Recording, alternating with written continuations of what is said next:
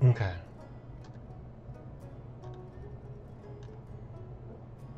Mm, hold on just a second.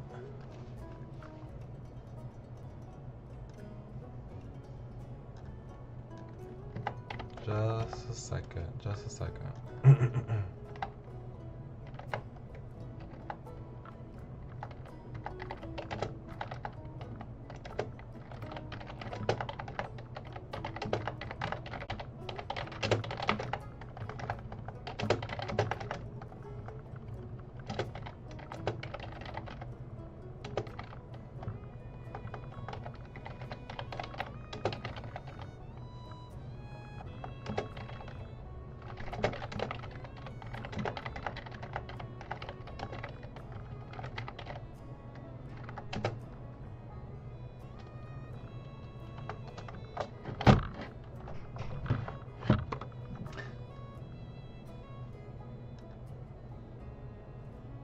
Okay.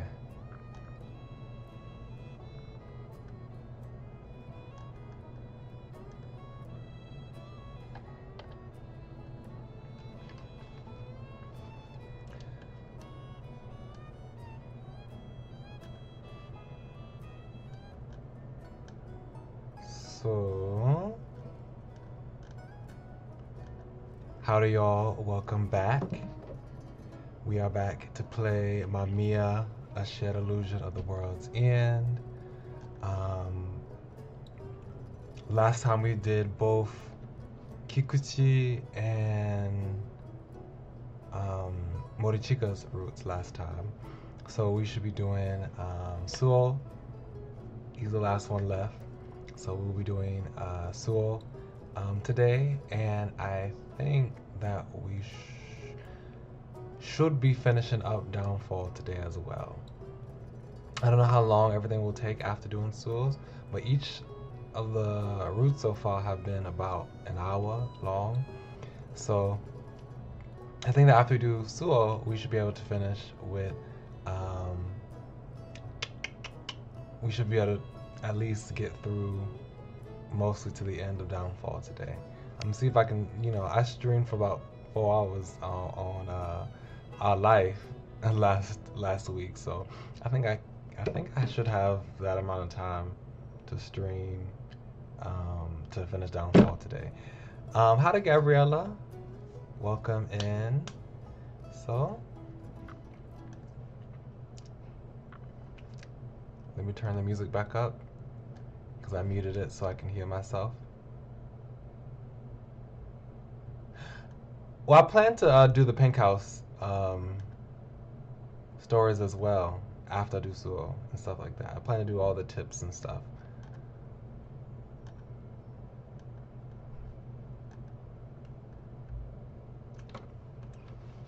Okay. So restart. Downfall. Suo Keito. Suo Keito takes an investigative interest in the spectator. Calm and pain ensue.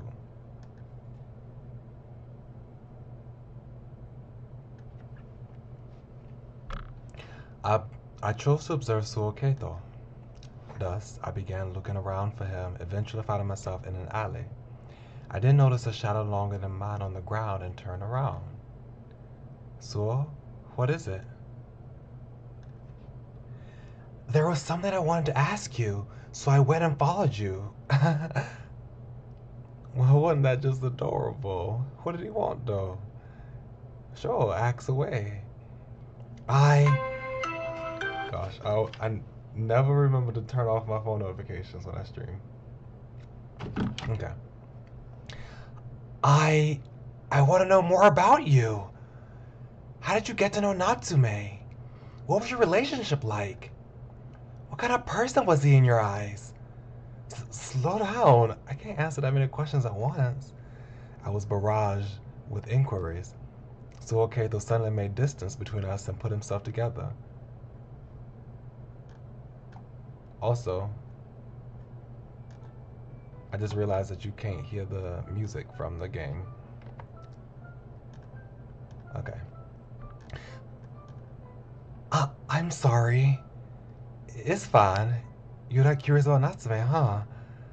Yes. I mean, I never saw him with other people, you know. That's Dong. That might sound rude, but I'm actually surprised he had 4 other friends besides me. That's Dong even harder. I, I, I see. I was so very surprised. I thought about it many times after the funeral, but I just couldn't imagine him talking up to any other people. So, how exactly did he act around you? Did he treat you any differently compared to me? Did he smile for everyone like he did for me? What kind of person was he to you, Suo? My question made him beam. He was like a nice older brother. We were neighbors, so we hung out a lot. But as we got older, I began to see him less and less often. I really liked him in school. Was he an honor student? The student council president, maybe? He was dealing blow after blow to my ego without even realizing it. Sorry, Suo Keito. I actually didn't stand out at all as a student. In fact, some people had even compared me to air itself. Please keep the image you have of me in your head. Yeah. As I gave my silent prayer, he seemed to realize something. I want to be detective too. Huh? Natsume, I want you to take me as your assistant. My what? If I learn the tricks of a detective, I might be able to investigate these things on my own. Then, I wouldn't have any regrets like I did with Natsume. Suo. Also, the others are all so mysterious. It's like they're hiding something. You mean the other 3? That's what you think about them? Remember the day we were looking around for them? I do. Weren't we on the exact same page all the time?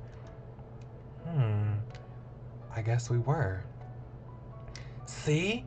Having a system might actually help. As Suo Keito tilted his head to the side, I spent a few moments pondering what he has just said. An assistant to a detective. Do you perhaps have any medical knowledge? What? Oh, forget I said that. I'm just messing with you. Embarrassed by my own childishness, I waved my hand to deflect his question. There was no need to overthink it. To him, this was merely an experience he would find new and refreshing. None more. Okay, I hereby dub you my temporary assistant. Wow, really? You need proper training to be a detective. I see, that's true. I'll be looking forward to your tutelage, Natsume. He expresses joy with his entire body, making me crack a satisfied smile. Now, first of all, when's our next case? That's not up to the detective to decide. The 2 of us agreed to meet before next Friday. Our meeting location was nearby the cafe. It's almost time. I look around. There was no way I could miss someone with that height and vibrant hair. A tall youth approaching while hiding behind every electric pole. No one tailing. Target clear. So okay to arrive wearing a Deerstalker hat. So you actually the type to really get into things, aren't you? I was just about to say that. Like, he is so cute. I love him so much. The faces that he makes are so cute. His behavior is so cute. His outfit. I was just about to say that myself. Shh! Don't use my real name. You'll expose my identity. What should I call it then? Let's use code names. Oh, I mean words that only we understand the real meaning of. Mountain. River. Okay, let's keep it up. Anything goes, huh? I made several hasty nods before pushing him into the cafe. Suoketo seemed puzzled even as we went in. Huh? About me? He ordered a sofa float while I had some black tea. Yeah, if I'm to have you as my assistant, I need to know a bit more about you. Makes sense, right? Oh, how detective-like. You don't take anything at face value. Well, I wouldn't want a spy follow me around, you know. I drank some of my tea. I could tell how excited he was even as I closed my eyes. I had already known everything Sewell went on to tell me from reading his story. From my reading of his story. Did you enjoy school? I do. Excuse me. I feel like everyone asks me that, though. I wonder why. Well, it's a way for adults to reminisce about their own school days. They can't go back to them after all. Can't they just attend some university, though? That's not how it works. Really? Some people can handle juggling school and work, but for most, it's too much trouble to be worth it. Hmm. He drank a soda float, seemingly not fully understanding my answer. I see. Adults have to make their own money, huh? The ice cream had melted to perfection. I scooped some up with a metal spoon. Exactly.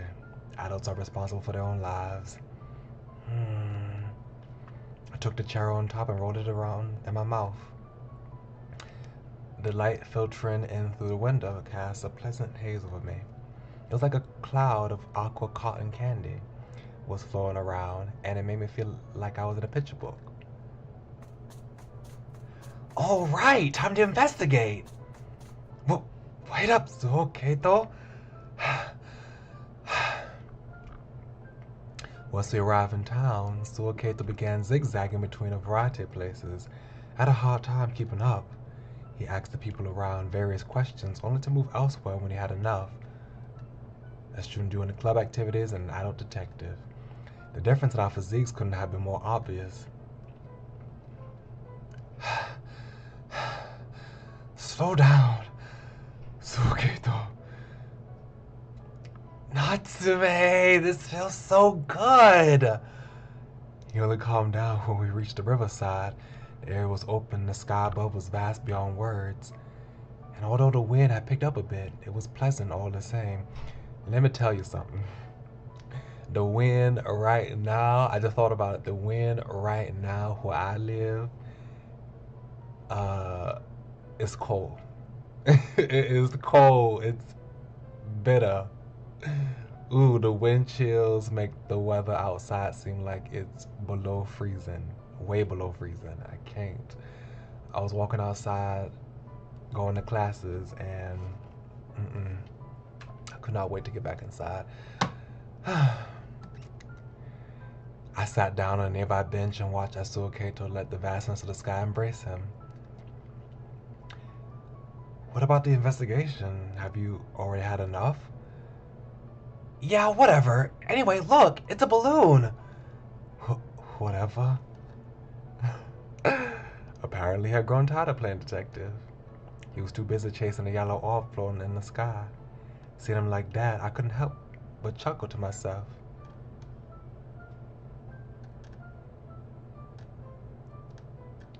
I felt like I was reliving some of my old summer vacations.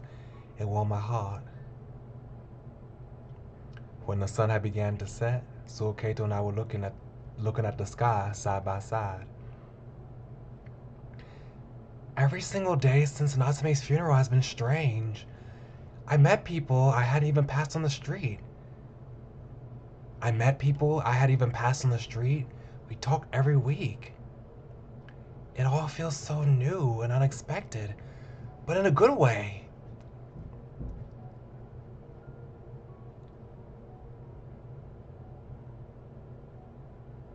Oh wow, you have an inactive volcano nearby. That's so cool. That's so cool. But yeah, like I don't know what's going on. It's so cold. Mm-mm-mm.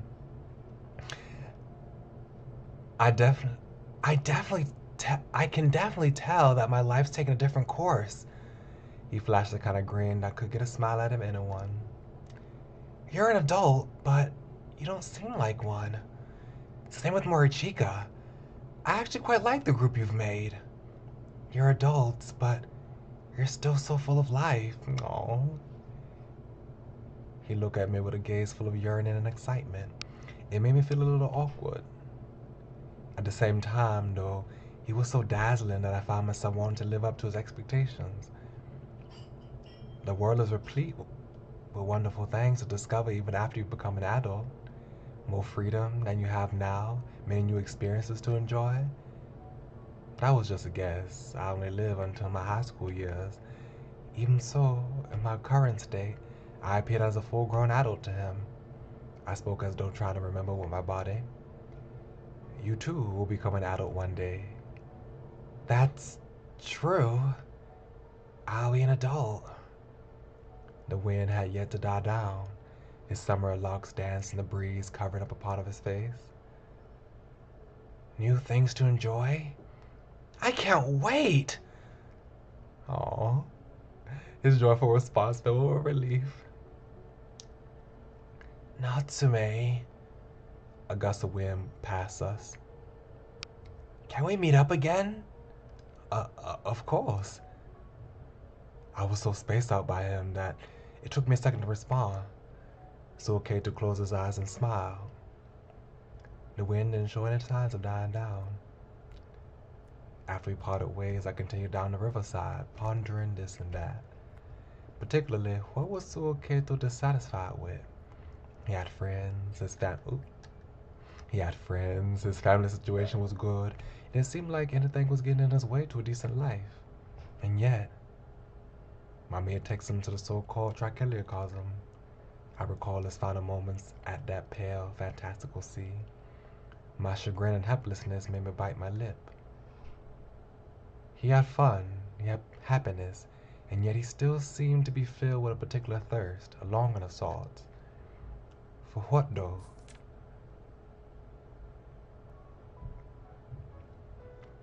Good morning, Natsume. Morning. What's that? I pointed at Suiketo's chest, causing him to sound a bashful chuckle.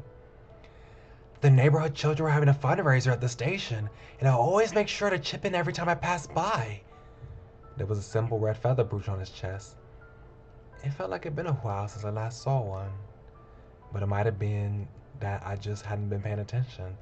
But it's something that you can only expect good-natured citizens like him? Expect of good-natured citizens like him? I have many more of these back home. It suits you well. Thanks. The red mark on his chest swayed. He suggested that we investigate the places Natsume used to frequent. It wasn't a big deal. We'd just be walking around. We were now waiting for a train.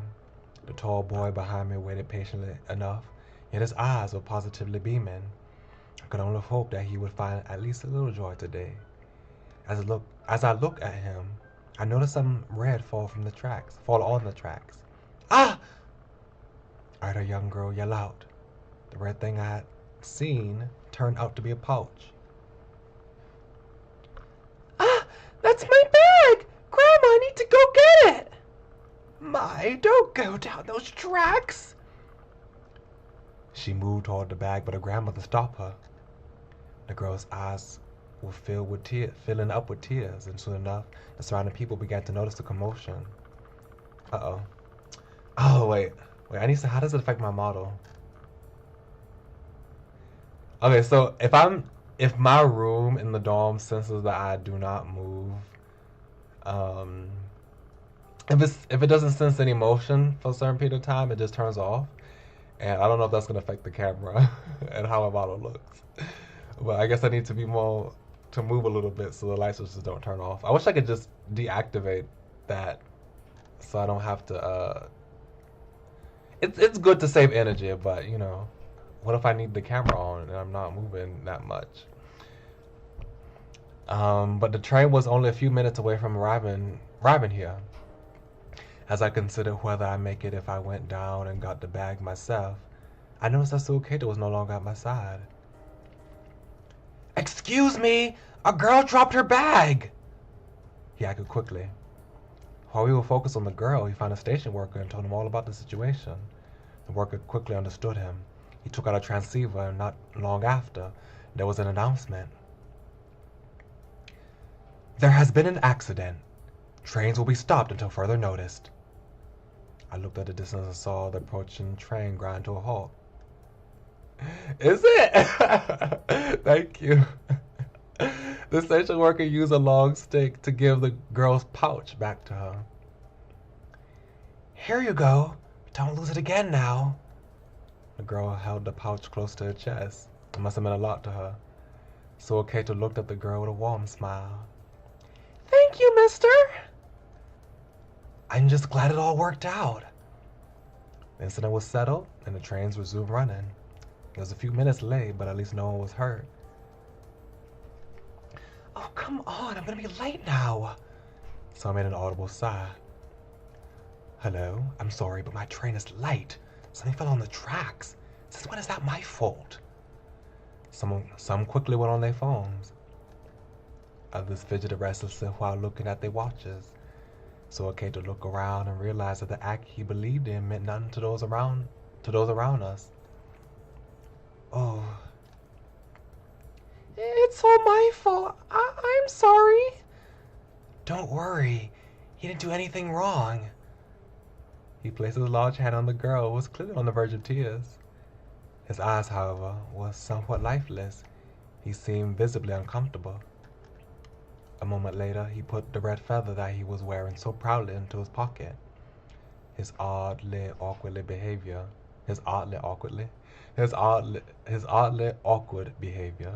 made me want to speak up. I couldn't just sit by and watch. It's okay. People treasure each and every second of their lives, huh? His voice lowered to a whisper. There were open seats, yet he was standing. Are the people waiting for them the same kind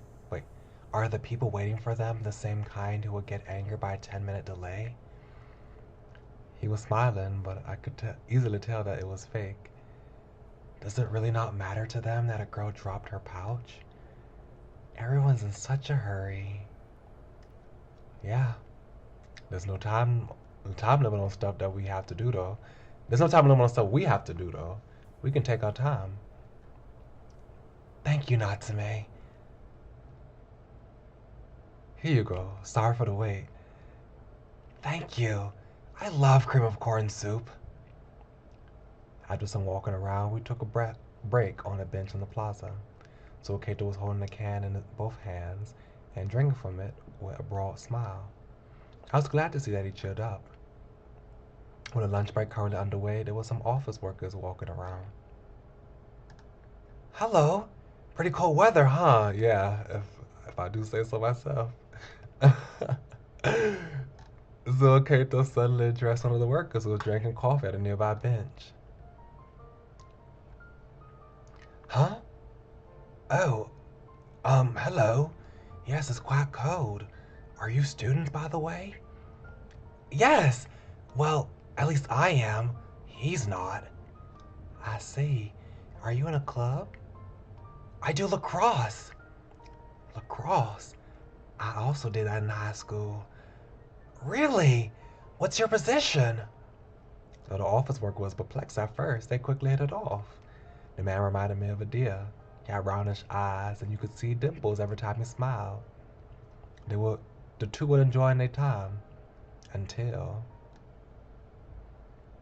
Hey, Pseudo, what are you doing out here? We heard a sudden yell. It came from a middle-aged man in a suit. The deer-like worker called Pseudo became all pale and stood up in a hurry. Sorry, manager. When are you going to grow up? We do not have time for this. The man kept bowing his head while his superior continued chewing him out. The sudden event left us perplexed. We really weren't supposed to be seeing this. I look away and try not to stand out too much. Suaketo, on the other hand, continued watching the man repeatedly bow his head. Once the superior had left to smoke, Sudo let out a sigh. Suddenly his eyes met Suaketo's. The man gasped and awkwardly looked away. His hands were balled into fists, and I could see his shoulders trembling. Suaketo tried to stand up, but I stopped him. Let's go. He seemed reluctant to leave, but came with me regardless. When I turned around, I saw Sudo go after his superior. Excuse me. That sure was a surprise. Suaketo remained silent. Why would he snap like that in public space? Even I felt like I was being scolded. I smiled up and relaxed, but it didn't seem to be doing much. Why didn't he argue back? Huh? That superior was clearly being unreasonable, so why didn't he stand up for himself? I mean, he looked so frustrated. Suaketo kept his gaze fixed on a single point as he said that. I recalled the way the student man was clenching his fist. Well, he was dealing with a superior. There was probably no real point in arguing there. I'm guessing he had to swallow his pride to make sure things didn't escalate further, and as quickly as possible. I didn't notice it the first time. I read the scene, but I just noticed that he used the words quickly as possible, right? And it kind of shows how the first scene is related to this scene, like the train station scene and this scene are related, because he was complaining about how quickly they got over it and how much in a rush they were in to get to where they had to be. And now Suaketo is also complaining now that he wanted to make sure to end this the conflict as quickly as possible. You know, I didn't pick up the connection between quickness and haste and hurry and things like that. He seemed to be thinking about something.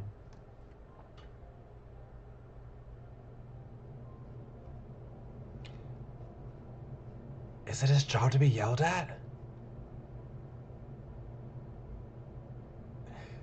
Flay, welcome. Welcome. How are you doing today? Huh?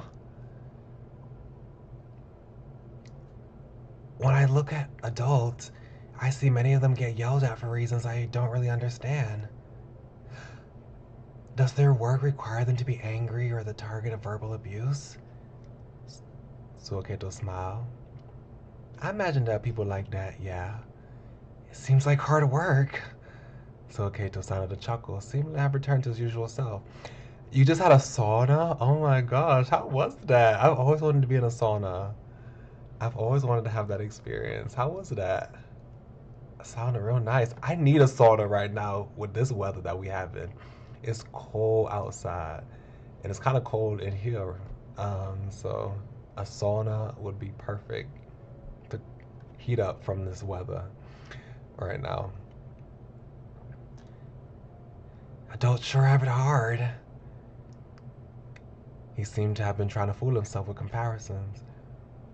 By the time we made it to the station, the sun had already set, with dark gray clouds drifting in the sky above. The smell of the coming rain tickled my nostrils. I guess this'll work. I'm sorry, Natsume. I told you to relax, and now you're helping me. I don't mind, really. It would have been too much for you to handle alone anyway. Storm, huh? Guess that means public transport's a no-go. What? You mean you're not staying over? Huh? Can I? Of course! That's what I had in mind when I invited you in the first place. Alright then, I guess I'll stay. The storm at night reminded me of Suaketo sleepwalking. When I was talking to him just now, he seemed better than fine, but I'll keep an eye on him. I listened closest in the darkness as the heavy rain beat against the windows. long had I been waiting just now? I seemed to have fallen into a shallow slumber and woke up only when I heard the front door open. I could still make it. I hastily put on my coat and ran out into the stormy night. So! Kato!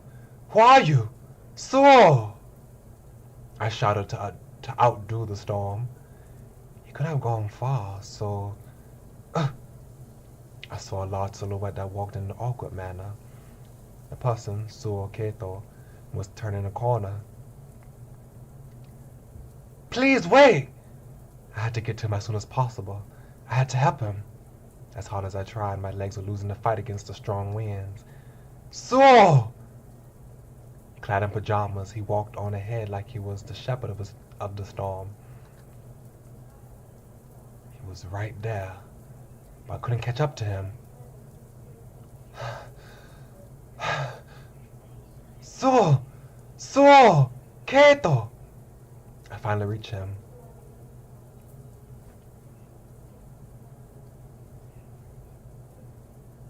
He was in a forest, walking barefoot on the grass. He looked up at the sky as if trying to converse with the moonlight.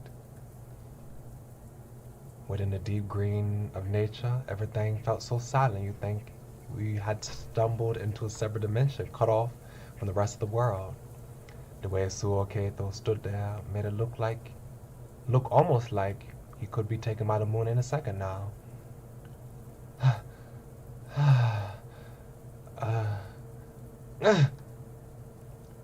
The relief of having found him, combined with a strange fear, made me cling to him.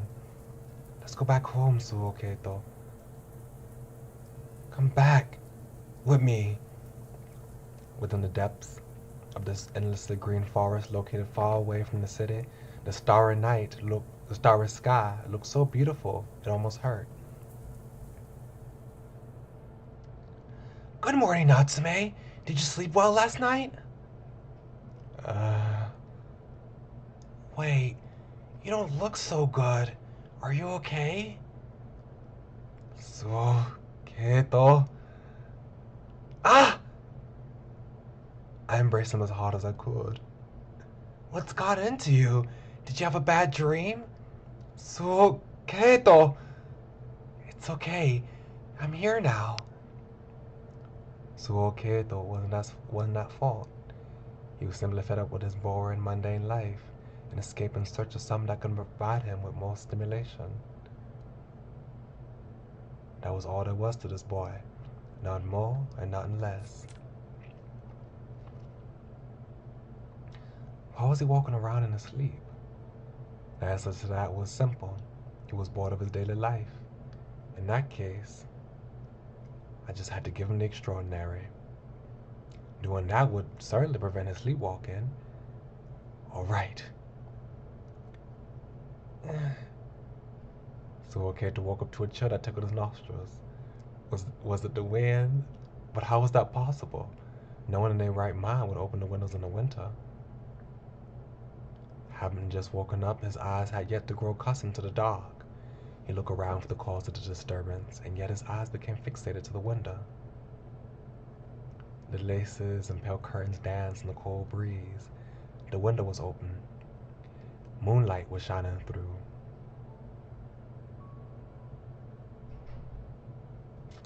Gosh. I wasn't waiting for the scene. I remember the first time I played this scene. I was like, oh gosh, I have to play this scene again. Okay. Well, I'm prepared. I'm prepared for it. I was expecting it. Because I was caught off guard when I first played it. Suo Kato. Okay, let me read that over again, wait. Suo Kato, I came to take you away. It was a clear, crisp night with the stars shining bright in the sky. I thought you were a prince. This took a lot of effort.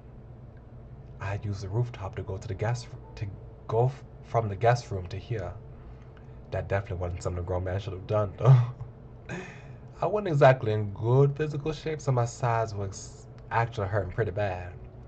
And worst of all, if I had been spotted, I'd instantly have been seen as a shaded guy. He is, not to make it is pretty. That profile, yes. I really felt bad about it. Why had it come to this? Come on now. Still.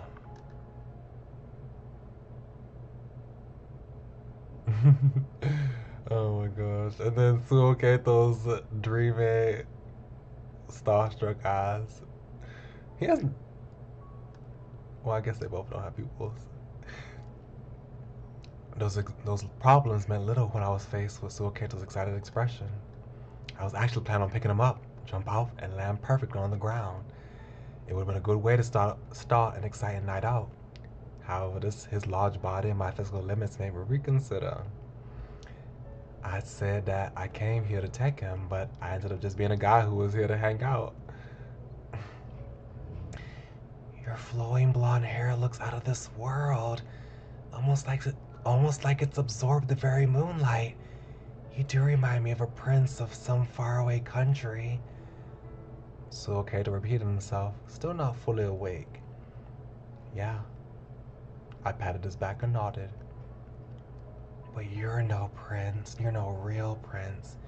You were charmed by a devil who you met at a lake. Mm-hmm. And now, you can't unleash your full power unless you drink human blood. But that's a vampire thing. Well, you look like you could be both a prince and a vampire. I mean, there can be princes like that too. So Keto made a warm smile. He looked at me like I was something rare and valuable, and it frankly made me feel a little embarrassed. Well, if you say so. Why did you come for me? I guess I wanted to feed on you tonight. A prince that attacks people. Was that a despot or something? That's not it. You can't attack your own subjects, so you feed on people from other countries. That was so funny. I love how Suoketo just edited the story. Like I said something, he's like, nope, that's not how the story goes. It actually goes this way. That sounds like something from a diplomatic nightmare. I'm glad you're well, at any rate. I patted his head, making him squint as if tickling him. Do you prefer lively sacrifices? Oh, yes. I need the blood of lively people to regain all my energy. Are you tired? A little bit, yeah. I heave a sigh. Can't you make any human friends? No. Even if I did get along with people, I just start thirsting for their blood when night came. I was playing along. It was just a little silly act. But the more our exchange continued, the more I felt like an actual vampire. Mine too? I'm a friend, right? Do you want my blood? His deep blue eyes made me gulp. Quite loudly, in fact. Gosh. I'm still trying to learn how to gulp on command. Like, I don't even know if I've even gulped in real life. I don't even know how to make that sound. Yeah. My fangs were twitching. Your blood. I want you. I snap out of it before I can finish. What was I even saying? I was a spectator, not a vampire. I didn't need Suoketo's. Go ahead, my prince. If my blood makes you feel better, then I guess. He was completely serious. Here. A pang of guilt washed over me as I watched him expose his bare neck. There was a part of him I wouldn't have seen otherwise. I don't have fangs. You don't? I see. You resisted the devil and kept your fangs human. He seemed to have come to his own conclusion. In that case, Suoketo stood up and reached for his studying desk. He held a cutter tight. Oh! I'll give you blood directly. An excited gaze. He was dead serious about this. He would cut his palm and give me blood. Wait. As a mark of our friendship in both day and night. This was no longer mere play acting. So okay, do I fallen asleep? He slept so soundly you wouldn't think anything at all even happened that night. I, however, was completely drained. The taste of iron in my mouth gave me a headache. I still can't believe we actually drank it. To think I actually drank his blood. Wait, what was my blood type again?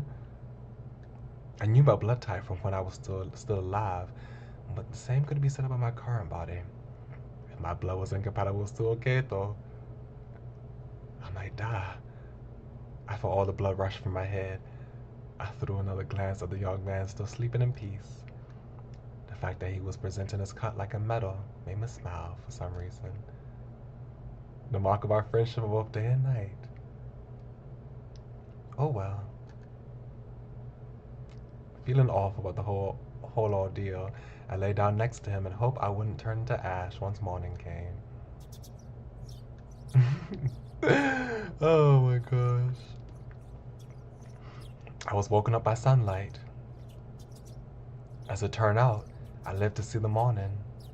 I didn't feel strange or anything.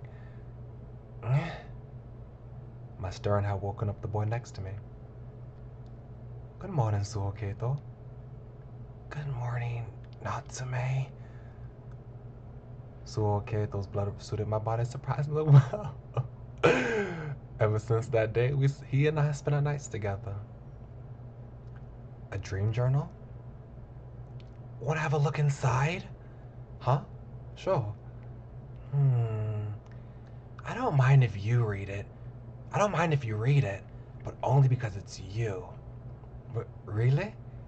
Yes, I'm giving you special permission. He gave me a wink. I excitedly took the college notebook in hand when I felt something shake me to my very core. What just happened? And why? Oh, thinking about the vampire scene, I haven't watched too many stuff with vampires in it. That's not something that's not the type of media I usually consume. But I did watch, I was obsessed very briefly on with Diabolic Lovers.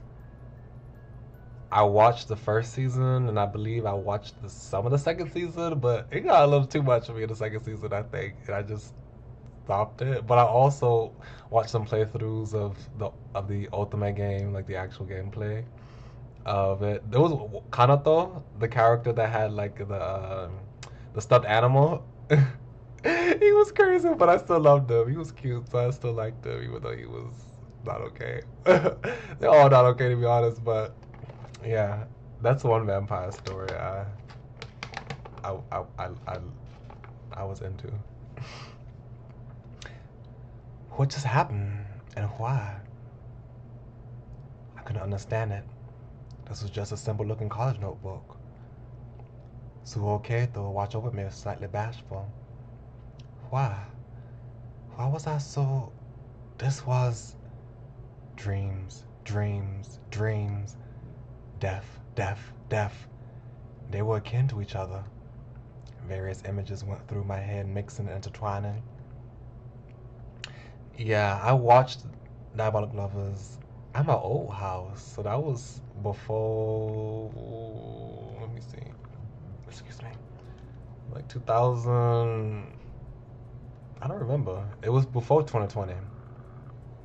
It was definitely before that time, but it was like, I don't... It was a while ago for me too.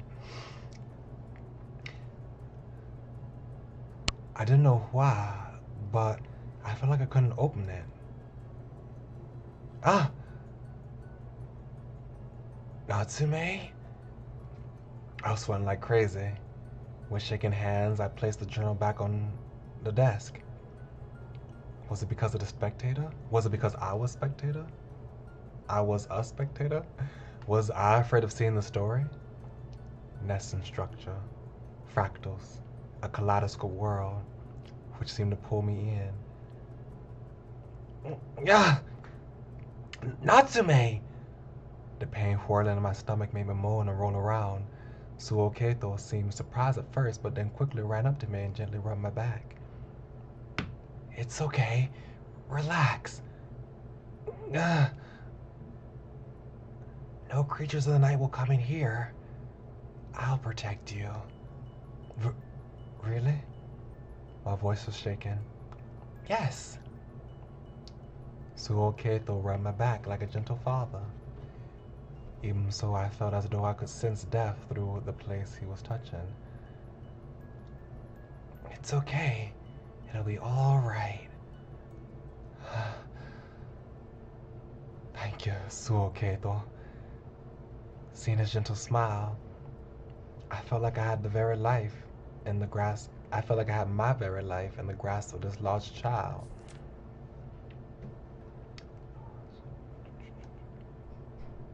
Natsume, you're a Christian? His question made me stop in the middle of undressing my shirt. I understood what he was getting at once I noticed him staring at the cross necklace around my neck. Yeah, not a very zealous believer though. Also, now that I think about it, Natsume is in a new person's body. He took the body of someone that was already living, and he inherited like their apartment and stuff like that. So I know Natsume grew up Christian, like growing up since he went to mass with Morichika. So I'd imagine, and he had a cross, right? Did he have one? I don't know if he had one, like as Natsume Soichiro. But as a spectator in someone else's body, I was thinking, like, why does he have a cross? I mean, he might have bought one, I guess, after the fact, you know, and got another one and is wearing it. But I was like, he's not in the same body. I wouldn't think that he would have, you know, necessarily went out to buy another cross to wear. So I just thought that was interesting. Do you sing hymns? No, as much as it pains me to admit, I completely forgotten all about the ones I knew. But you still wear the necklace? Suoketo narrowed his eyes. You always hide it under your clothes, so I was a bit surprised is all. Really? I took the cross in hand and looked at it. Take it off. Huh? Take off the necklace. It felt like he wouldn't take no for the answer, so I did as told. Once I gave him the necklace, he opened the window and threw it out. I couldn't stop him. It didn't really suit you. Suoketo had complete control over me.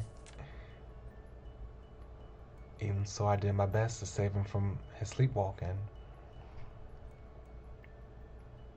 Can I sleep with you? You're like a little child. He laughed at me, but I didn't back down. You mean in my room? That question made me remember the dream journal. No, in the guest room I'm staying in. How awfully selfish. If you can't sleep, I'll just make you some warm milk. Okay. And just like that, he coaxed me into giving up. Suoketo didn't come into my room, and I ended up sleeping alone.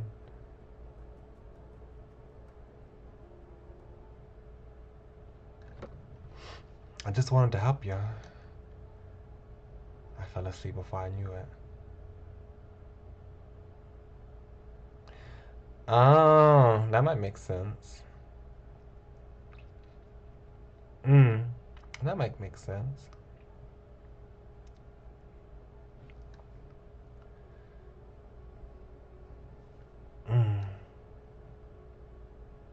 Are there some other stuff that you've noticed in the story that made you come to that conclusion? I woke up. My throat was dry, so I went to drink some water. As I did that, I ran to Suoketo in the hallway. There was no light in his eyes. It made him look like a ghost. Wait, which one of us was the ghost, yeah? I, who was already dead, or Suo Keito, who was walking around on his feet, bad and pale? Which one of us was closest to death? Him or me? Natsume, are you okay? Huh? You're looking kind of sleepy these days. Is the pillow not good for you? Suo Keito, you're the one who done getting into sleep. That's not true. I sleep well every night. You need to have a balanced sleep schedule. That goes for me too. If you're feeling sleep deprived, you can also just lie down in bed and get some more rest. Suo Keito, should I have slept with you last night? I'm just worried about you. Why? There's nothing about me to worry about. No, there is. There isn't. You need to calm down and let me take care of this. He was clearly denying my words. He obviously didn't want me to speak of it. Why don't you understand? Suo Keito. Let's go buy a new pillow. Huh? Since you can't sleep well, we need to get you a pillow that suits you perfectly. How did that conversation lead to this? I might even find a new pillow for myself. Come on, let's go find some. Going outside with Suo Keito for the first time in a while was a refreshing experience. He was like a young child trapped in a large body. His behavior nearly made me doubt all the strange things that had been happening recently. Maybe I really did have a bad pillow. Not Suo gaslighting us. Natsume, there's a corner with pillows from all over the world. Let's see what's about. What indeed? Once we were done shopping, we walked straight back home. The light of the setting sun caressed my cheeks. Ahead on the road, I heard a child talk up to its mother. Mommy, what's for dinner tonight? Grilled and salted mackerel pike. Oh, but I hate fish. Now, you shouldn't be picky.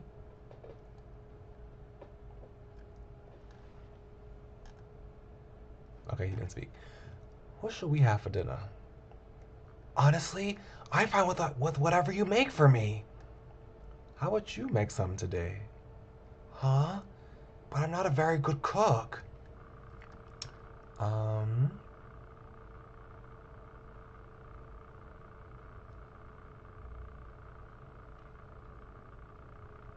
Oh yeah, he did say, he said, yeah, I do remember that. When Morichika first came to his apartment, he said it was bare and empty. Um, it's escaping me too, but yeah, I know what you're talking about. Yeah, that does kind of make sense. With that theory. Yeah, I do remember the gist of what he was saying. I can't remember the exact words. Either. Our shadows stretched out behind us. As I glanced at Suo Keito's profile, as I glanced at Suo's profile, the evening sun shone into my eyes for a moment, making them water. What a fun day that was. Wasn't this just fine? It wouldn't be best if these days could just continue on forever. And yet, for some reason, Suo Keito was.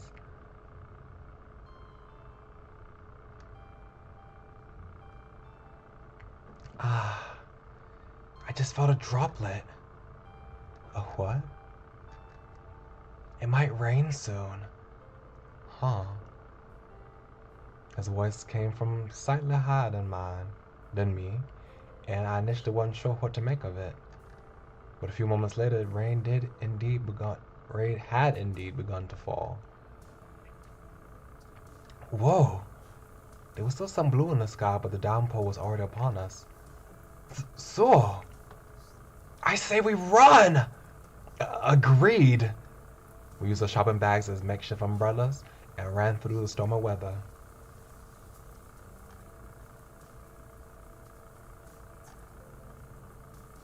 Oh, look at them, so cute.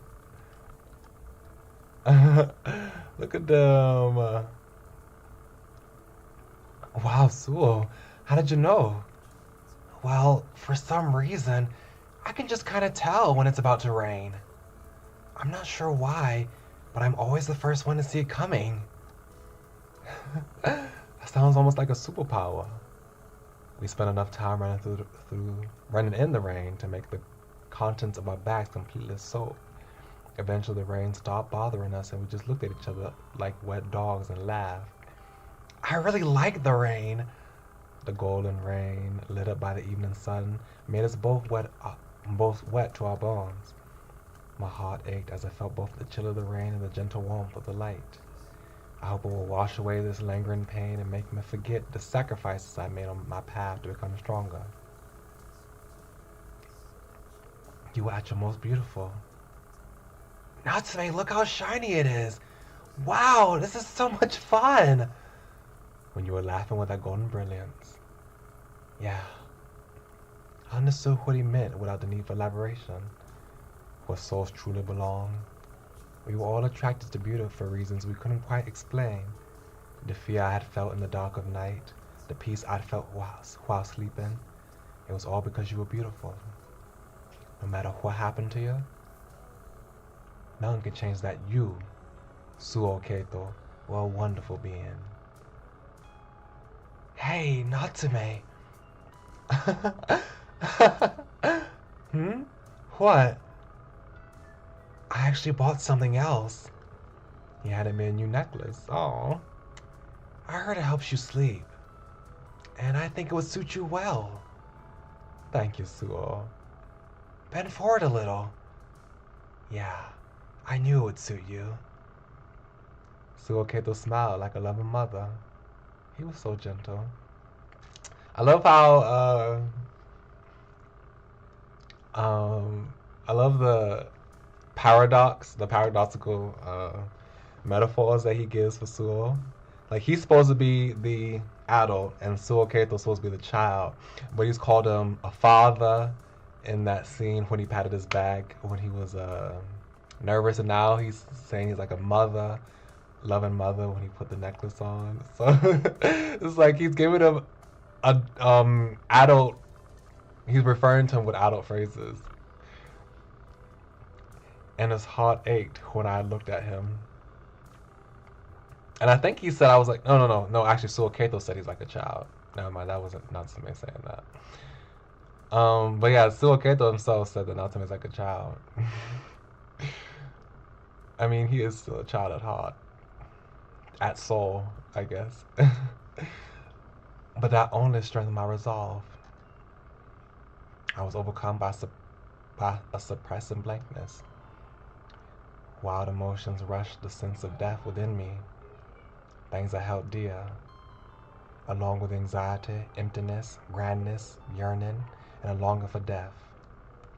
They were tearing my mind to pieces. However, my yearning for Suo Keito wasn't enough to stop my march.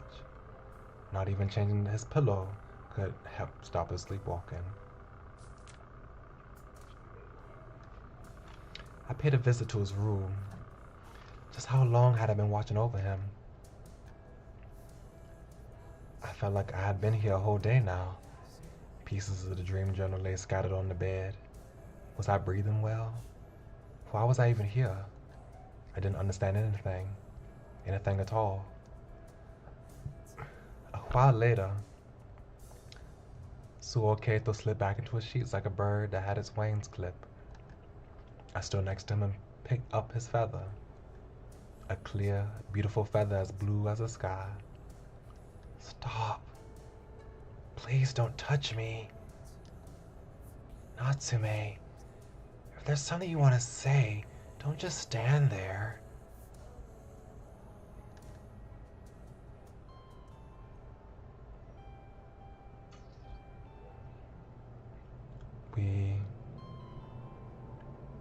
We need to have a proper conversation about your sleepwalking.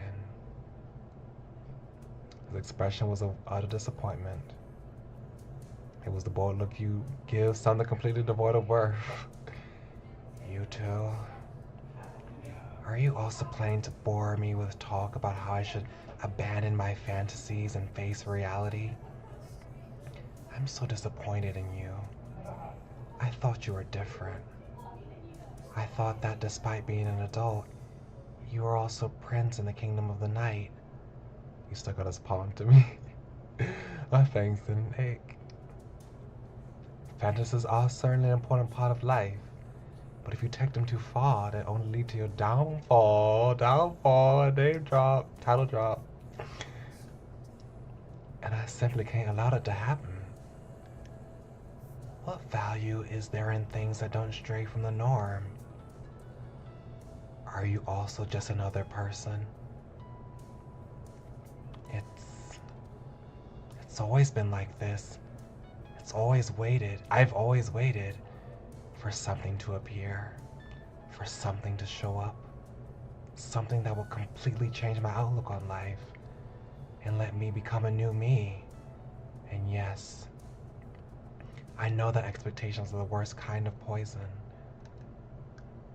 Sorry for saying something so weird, but I will keep on waiting, no matter what anyone tells me. No matter what I hear from those who have given up, I would take the poison and keep on hoping for more out of this world. Period. Period. Suoketo. Ah, Samejima! Have you been well, Kato? Then again, I did see you just a couple of days ago. The two ate sweetened buns and seemed to be talking about something. I felt like it had been a long time since I seen Suoketo smile like that. This time it wasn't directed at me though. Samejima rubbed Suoketo's head. He stopped, seemingly satisfied after the boy squinted like someone being tickled. Hey, stop treating me like a child! That wasn't my intention. You're important to me, and I got a little jealous. Samejima, do you work at a place where people get angry at you? Well, I am a policeman, and now that you mention it, there are indeed situations where I get yelled at. Why do such jobs exist? That's a very good question. Once you become a member of society, you also receive undeserved verbal abuse. Those with sensitive, childlike hearts will get hurt, sometimes to the point of never recovering. Which is why they choose to bury their own emotions. Suoketo fell silent. It's to protect themselves. You can't be hurt if you feel nothing. And that's what it means to become an adult. Does that apply to you too? Did you also bury your feelings? The wildlike man said nothing. Oh? Hello. This seemed like a blunder to me. Although I had seen Samejima in the other store many times now, this was actually the first time we met. I'm a friend of Suo's. My name's Natsume. I see. His brief, simple response made me realize just how thick the wall was between us. He gave me an icy, observant glance that sent a cold sweat down my spine. If you don't mind me asking, what do you work as? A detective? And how did you come to know him? He's an acquaintance of an acquaintance. Few people are less trustworthy than those you come to know through people you know. Samejima smiled. It made my stomach hurt. I think I understand Suo my own way, as an adult. I see. He didn't seem impressed and appeared to imply that I would never be up to the task. Frankly, his attitude upset me. I did, after all, have my pride as Suoketo's friend. How about you, then? Excuse me? What do you think you can do for Suoketo? As an adult, I mean. I can protect him from the dangers of society. His prompt response left me speechless. I am, as you've no doubt noticed, an adult. I didn't know what to say. Having lost interest in me, Samejima went to Suoketo and said something I couldn't quite catch. I was at a loss for words. Our exchange made me realize I was only a 17-year-old in an adult's body. He, however, was a true adult. He was doing his best to talk to Suoketo while having an objective grasp of his position. This made me feel like I was completely defeated. Sorry for the wait, Natsume. I was trying to see if that scene would give me some more hints as to the big reveal that Suoketo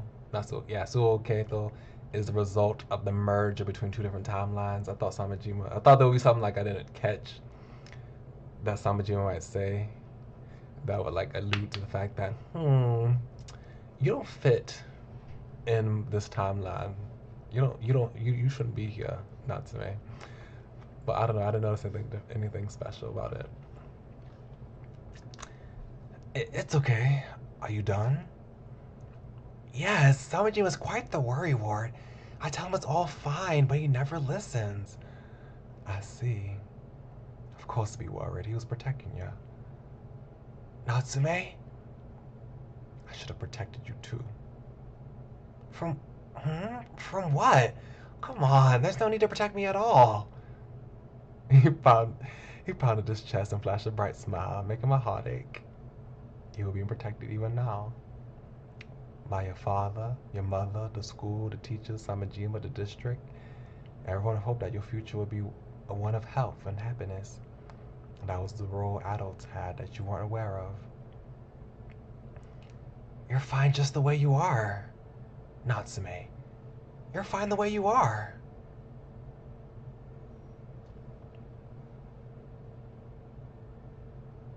Yeah, But I guess if you thought it was all happening at the same time, that wouldn't be suspicious to you. You know, him looking exactly the same. I raised my face and saw Suoketo smiling at me. The faintly pleasant smell of someone's dinner wafted through the evening neighborhood. This was a gentle space, and it felt like everything could be forgiven here. So stay with me, please. Always and forever. Oh, how cruel. Suo was such a cruel boy. I made a weak smile. He might have been right. Perhaps it'd be best if I simply gave him the exciting, stimulus-rich life he so craved. That would be enough. I was entirely too powerless to protect him, or even change his perception of things. The idea of having some sort of mark on him was pure hubris. He led the way back home, and I silently followed. Our shadows had grown long into the evening sun. If I had to describe it all in one word, it'd be resignation. The days continued to pass just as they had. Suoketo continued to be the pure, cruel, and innocent child that he had always been.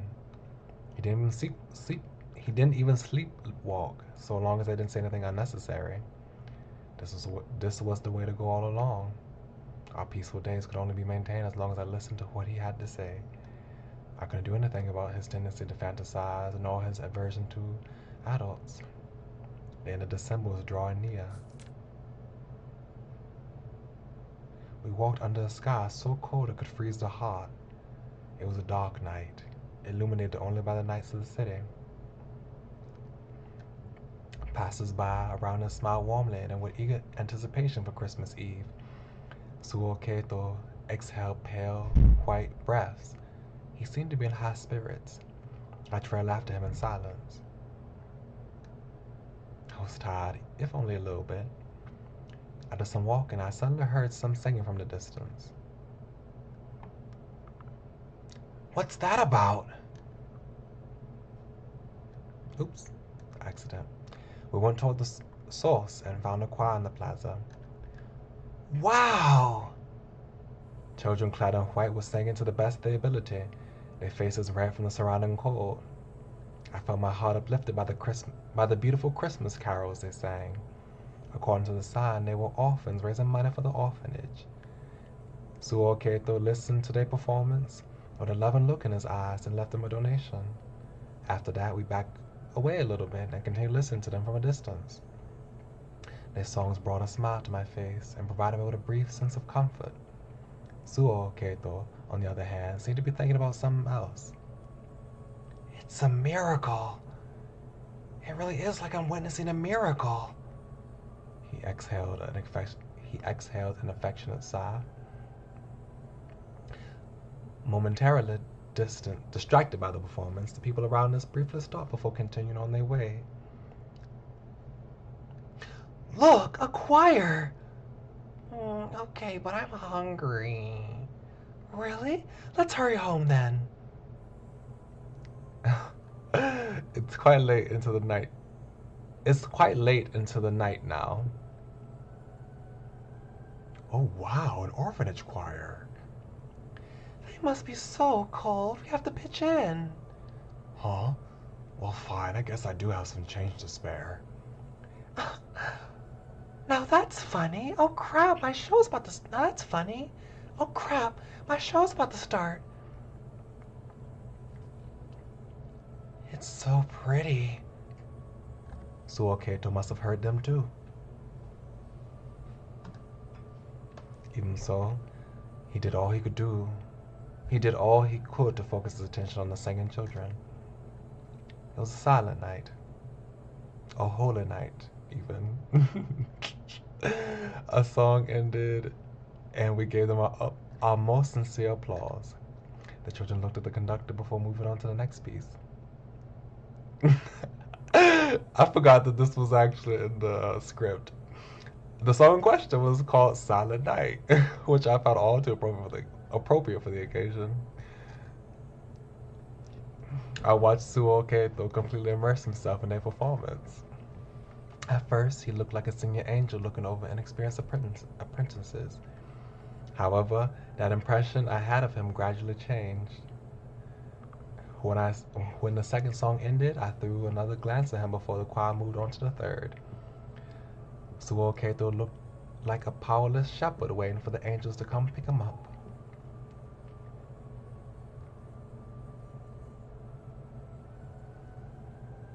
It made me think of the ultimate truth reached by the have-nots.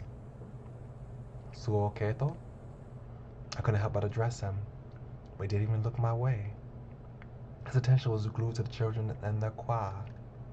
He had a side profile, made me certain that I was gazing at something profoundly sacred. Who will protect these children? Who could do that? Suo?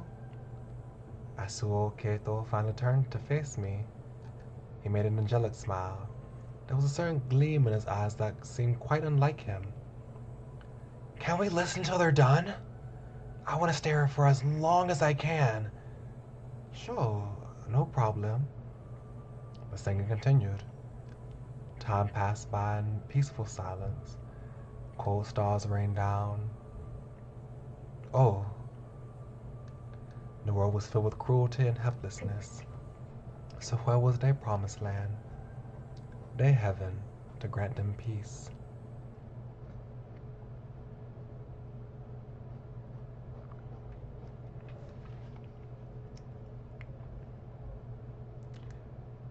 I had a wonderful time today.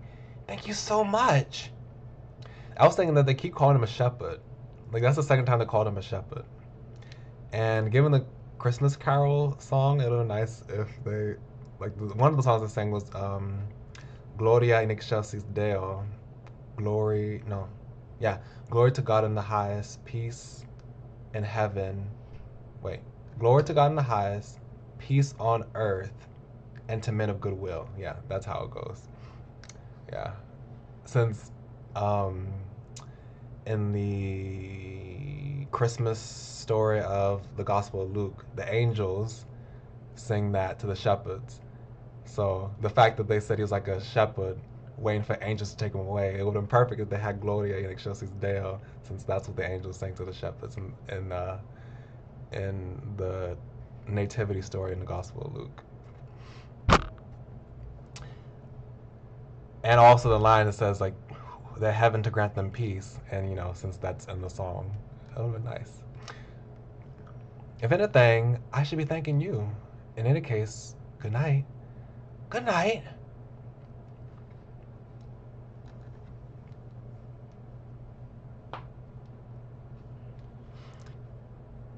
If I don't become an adult, no one will protect these children. I can't just stay a child forever. One day, I'll become an adult capable enough of protecting. I cannot read. I'll become an adult capable enough to protect them. That night, it snowed. My shoes, which weren't quite made for winter, squeaked audibly every time I stepped onto the white snow. Wow, look! Everything's so white! There's so much snow. Whoa! Are you okay? I lost my balance, but Suoketo grabbed my hand just in time for me to prevent me from falling over. Oh, thanks. It's okay. Just watch your step next time. I pursed my lips when I realized that pretty much no one would suspect me to be the older one here. In all other possibilities I spectated, Suo had always seemed like a child. But now that I had gotten to know him a bit more directly, he actually gave me the impression of a fairly dependable individual. At first, we merely enjoyed this winter wonderland, but then he suddenly scooped up some snow from under his feet. Could I take this back home? I don't know. It'll probably melt by tomorrow. I guess you're right. It all becomes watery when I touch it. He showed his wet, pinkish hands and gave me a mischievous smile, making me grin as well.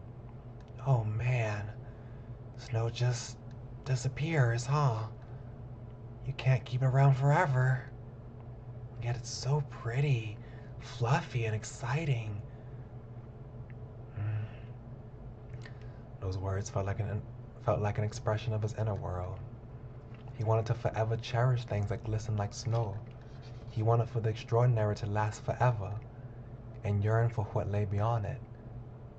Suoketo. It's so cold. I'm sorry for blurring out something that silly. I know it's impossible. The snow continued to fall. The extraordinary continued to paint the city of Tokyo in its hue. To him, it was a gentle joy, as well as a cruelty. Natsume? What's wrong? Are you cold? Should we go back? No, that's not it. The tall boy looked straight at me, waiting for my response. It was okay. He didn't have to wait. He could just abandon me. I wanted him to keep on running freely to his heart's content. Let's go, Suo. Natsume. Yes? Take my hand. What? Oh, but take those gloves off first. After waiting for me to take the gloves off, he extended his hand to me. I want us to hold hands. Come on, just do it. Like this? I grabbed his extended hands. It sent a brief chill through me. I guess they're pretty cold, huh? Sorry about that. Your hands are so large. I get that a lot. The snow continued to pile up, almost like it was trying to bury us alive.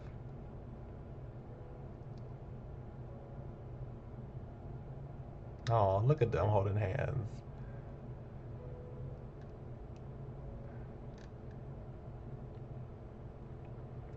I somehow felt like I had to do this to you.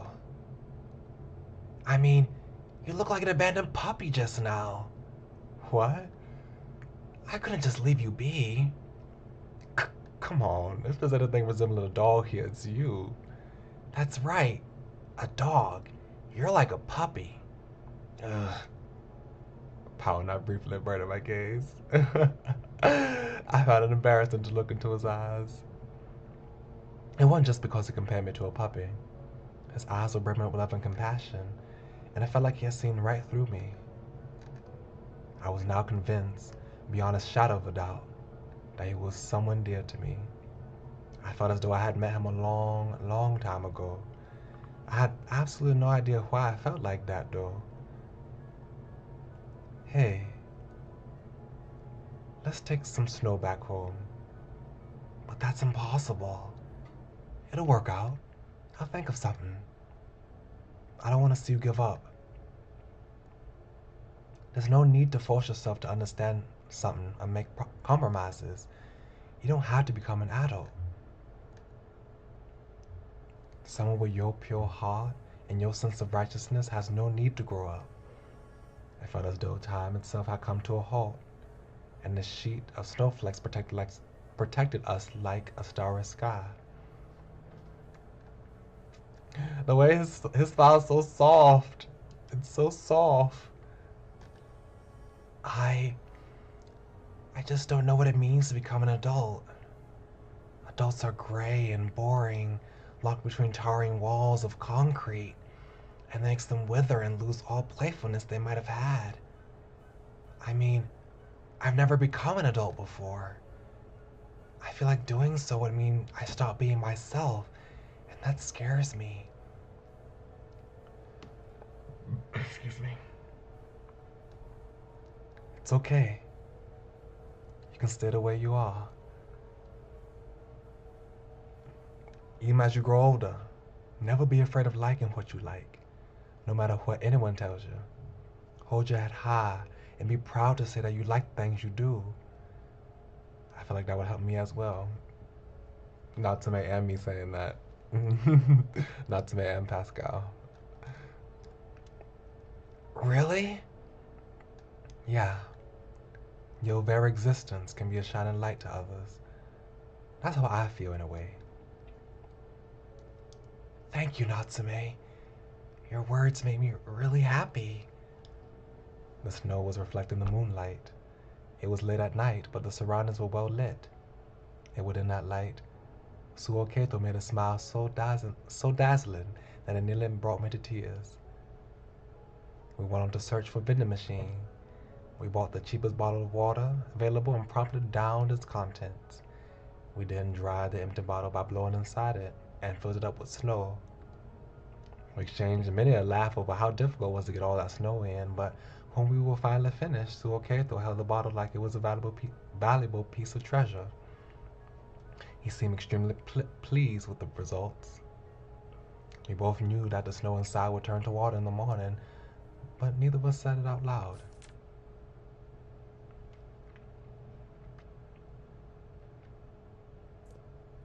Fourth Friday, December. Tokyo, during the year in which the world was prophesied to end, the fourth Friday of the final month of the year. Natsume's memorial mass had ended and the participants went to his grave. Outside the church, Suoketo flashed a broad smile befitting his towering frame. Hello, Natsume. Hello, Suoketo. The day finally came, huh? Yeah. The month passed by in no time. So many things happened and it was all so fun. I'm glad I was able to reminisce about Natsume so much. An experience like this doesn't come often. It'd be great if all the fun memories we made could reach him too. His smile even washed even my tension away for a while. Maybe that was his intention. If so, it was clear that even now, I still couldn't win against him. Let's go visit Natsume's grave. Okay. The public cemetery was in an open area some distance away from the church.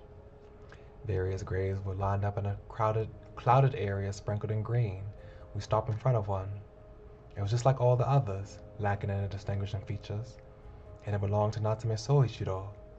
In other words, me. A strong wind had swept over us both. Even so, Suoketo remained firm and resolute as his eyes settled on Natsume's grave. The thing he chose to give him was... Wait, that's... Yes, it's the bottle of snow we took home yesterday. Though it's gonna be water by tomorrow. I see. I actually thought of giving him snow from the day you told us about his idea a month ago. You did? Why? My question made him put on a faint smile. I once made a snowman with him. It happened so long ago you might have forgotten it. But I know that his grave will be covered in snow next year, too. He can never leave the casket to witness the first snow ever again, though. And it makes me sad to think he can't touch something that's so close to him. So I want to greet winter. No. So I want him to greet winter while seeing the snow I gave him. That he could touch some of it and treasure the rest. Suoketo looked into the distance. There was none reflected into his eyes. Not me, nor the scenery around us. All he saw was that warm memory he shared with Natsume on a cold winter day. I know the snow will eventually turn into water, but still. It's okay. I'm sure Natsume will understand. Will he? Yeah. He'll remember that snow day too. I'm sure of it. I hope he does. The dance we mimicked by watching TV. The old maid-like card game we played. Children's songs we often sang. Suoketo brought up countless memories during our meetings. None of them were related to objects, however. The fact that he chose something like snow, which would inevitably turn to transparent water, finally made me understand what he really treasured. I'm sure Natsume, will be glad. We offered a brief prayer to Natsume's grave before walking away with a smile. Still, it's kind of sad we'll start meeting up like this. Oh, don't worry. There's still next week, so let's have some more fun. I guess you're right. Boy, I'm so relieved I'm feeling hungry all of a sudden. Why don't we grab something to eat then? Good idea. Do you have something in mind? Well... Oh, sorry. Do you mind if I go to the bathroom for a bit? Sure. I'll be waiting for you right here. Thanks. That was just an excuse. Feeling emotional, I turned back towards the church to burn into my eyes one last time. I guess that's it for my extended mass, as well as our final month together. So many things have happened, and it all began right here, at my funeral. As I gently placed my hand on the door of the church, a strange feeling of discomfort made my heart race. The extended mass was supposed to be over. It was our last Friday. Yet, there was a faint discrepancy tugging at the back of my mind. What did he say? What did he say just a few moments ago? There's still next week. Next week? What did he mean? The month only had 4 Fridays. There was no next week. Then why?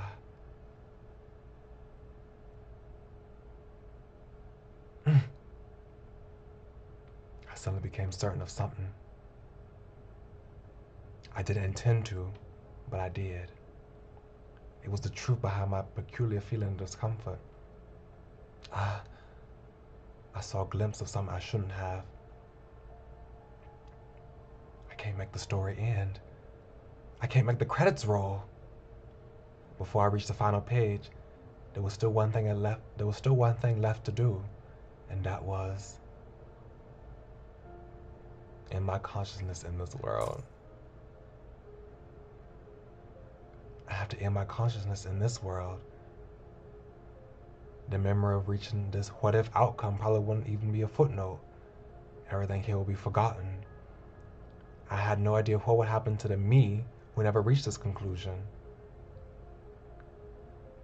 I wish I could have started things over from before I interfered, but then I wouldn't make the same mistakes. Well, I should stop dreaming.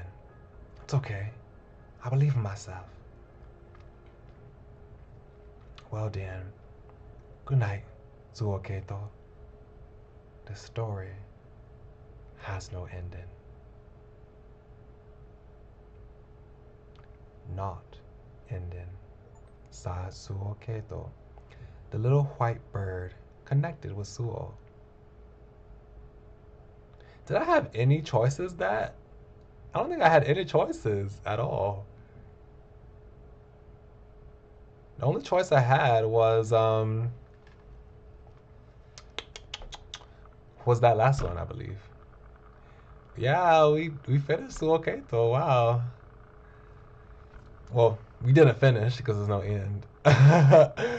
But we did as much as we can right now. Huh, wait, I don't know. Wait. Reach chapter 4's ending. Oh, how do I do that? What am I supposed to do right now? Wait. Wait. I've read these already, right? Yes, I've read those. I've read all these. Am I supposed to go back to chapter 1? I think I am. Wait. Oh, wait, first I want to look at everyone on the, Yeah, look at them. Got all the boys. Okay, return to chapter 3. Okay.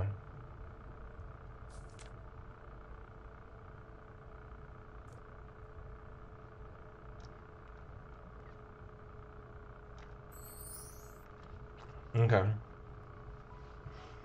Let's see.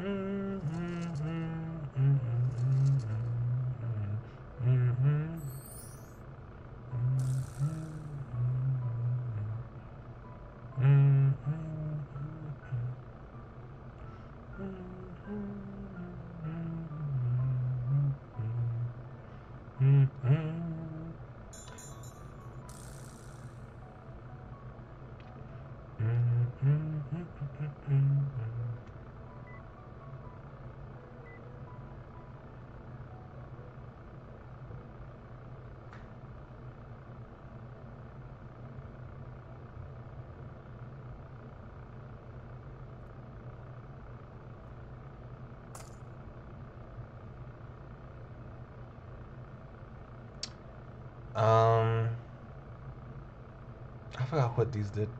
Wait.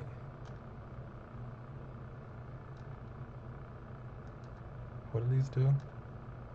I think I took a detour last time, so should I just hurry up?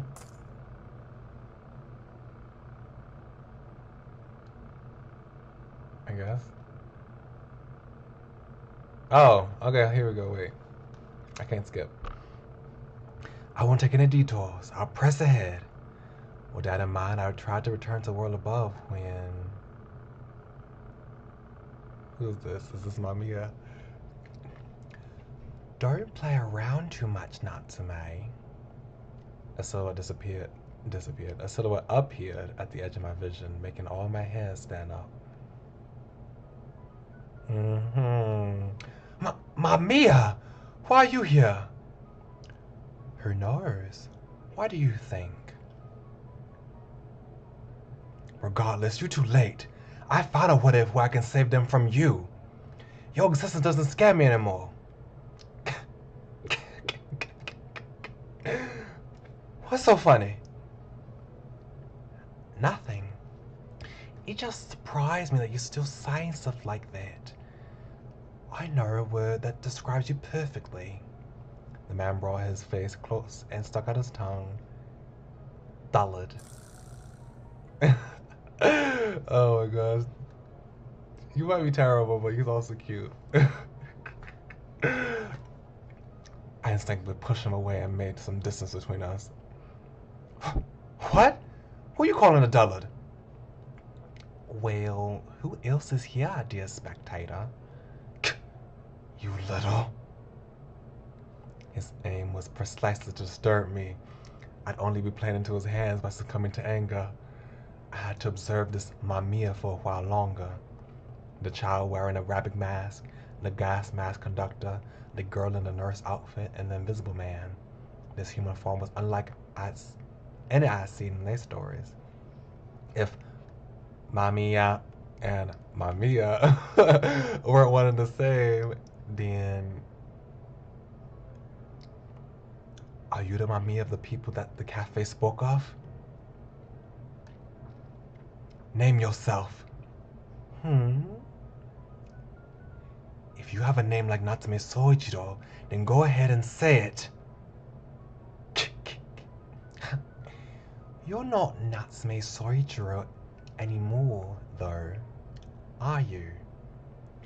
But if you're that desperate for a name, I guess Mamiya Yumehisa should do. Mamiya Yumehisa? Well, you may call me whatever you like, namely spectator. I'm Natsume. I'm not a nameless spectator. I'm Natsume to the bone. Whoa. You're actually still calling yourself that? Did all the interfering give you some kind of weird confidence in that? In that case, I'm Mamiya. If you will claim to be Natsume, then call me Mamiya. So, what changed after all the meetings with those four? Was there a point to all the effort you put in? No, it was all worthless. A complete waste of effort. You were biting your tongue for nothing. Go on then. Say my name. Mamiya!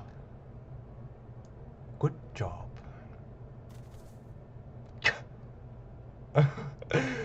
Oh my gosh. I can't believe I can't believe it ended there again. Why does Mamiya just like to mess around with us? I wiped the blood pouring from my mouth, and for the first time in ages, my lungs filled with filled my lungs with fresh air that tasted of books. I had to stay calm and take deep breaths. Mamiya Yumehisa tried to flare up at me, but I'd grown quite a bit. Albeit, little by little, the story has been altered. By seeing a different ending, I expanded the amount of possible what-if scenarios. I can't let myself take his words seriously. Everything's ending in a good direction. I clenched my fist as though confirming it. Up until now, I could do nothing but watch, dumbfounded as the drama below unfolded. But I wasn't just part of the audience. I was a spectator. I could focus on one character. By doing that, I should be able to steer the story in that person's direction. That would prove especially useful in the stories of the four people from the cafe. With four characters, the story became a bit scattered. However, just like how you underline important parts of a text, focusing on a single person gives me a deeper understanding. This is a huge step forward for me. Allow me to use my new powers as a spectator to draw closer to the truth. Alright, I'll get on it right away. Now, the important thing was deciding on who to focus. It was probably better to decide fast. Things could change from here, and it would be good if they got too messy. I had to think this through. After all, the information I find would change depending on the person I focus on. The person I want to know about the most is... Should I save right at this point? Should I save here and then come back to this point, or should I go through the menu screen? Like if I do one and do all of the... If I go through one and go to the end, will that save my progress if I go back to the save file and then do another one?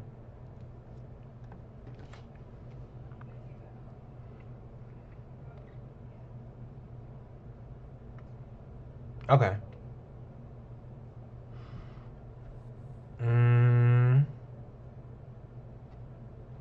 I'll just do Samajima again, like how I did the first time. Okay, thank you. I'll do Samajima. I chose to observe Samajima. What kind of person was he exactly? What, with that question in mind, I allowed myself to sink deeper into the story. Chapter 5, Samejima.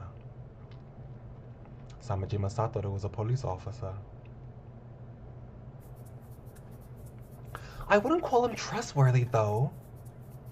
I know exactly what you mean. Really? He struck me as a composed person worthy of trust. But he's creepy and a huge gorman.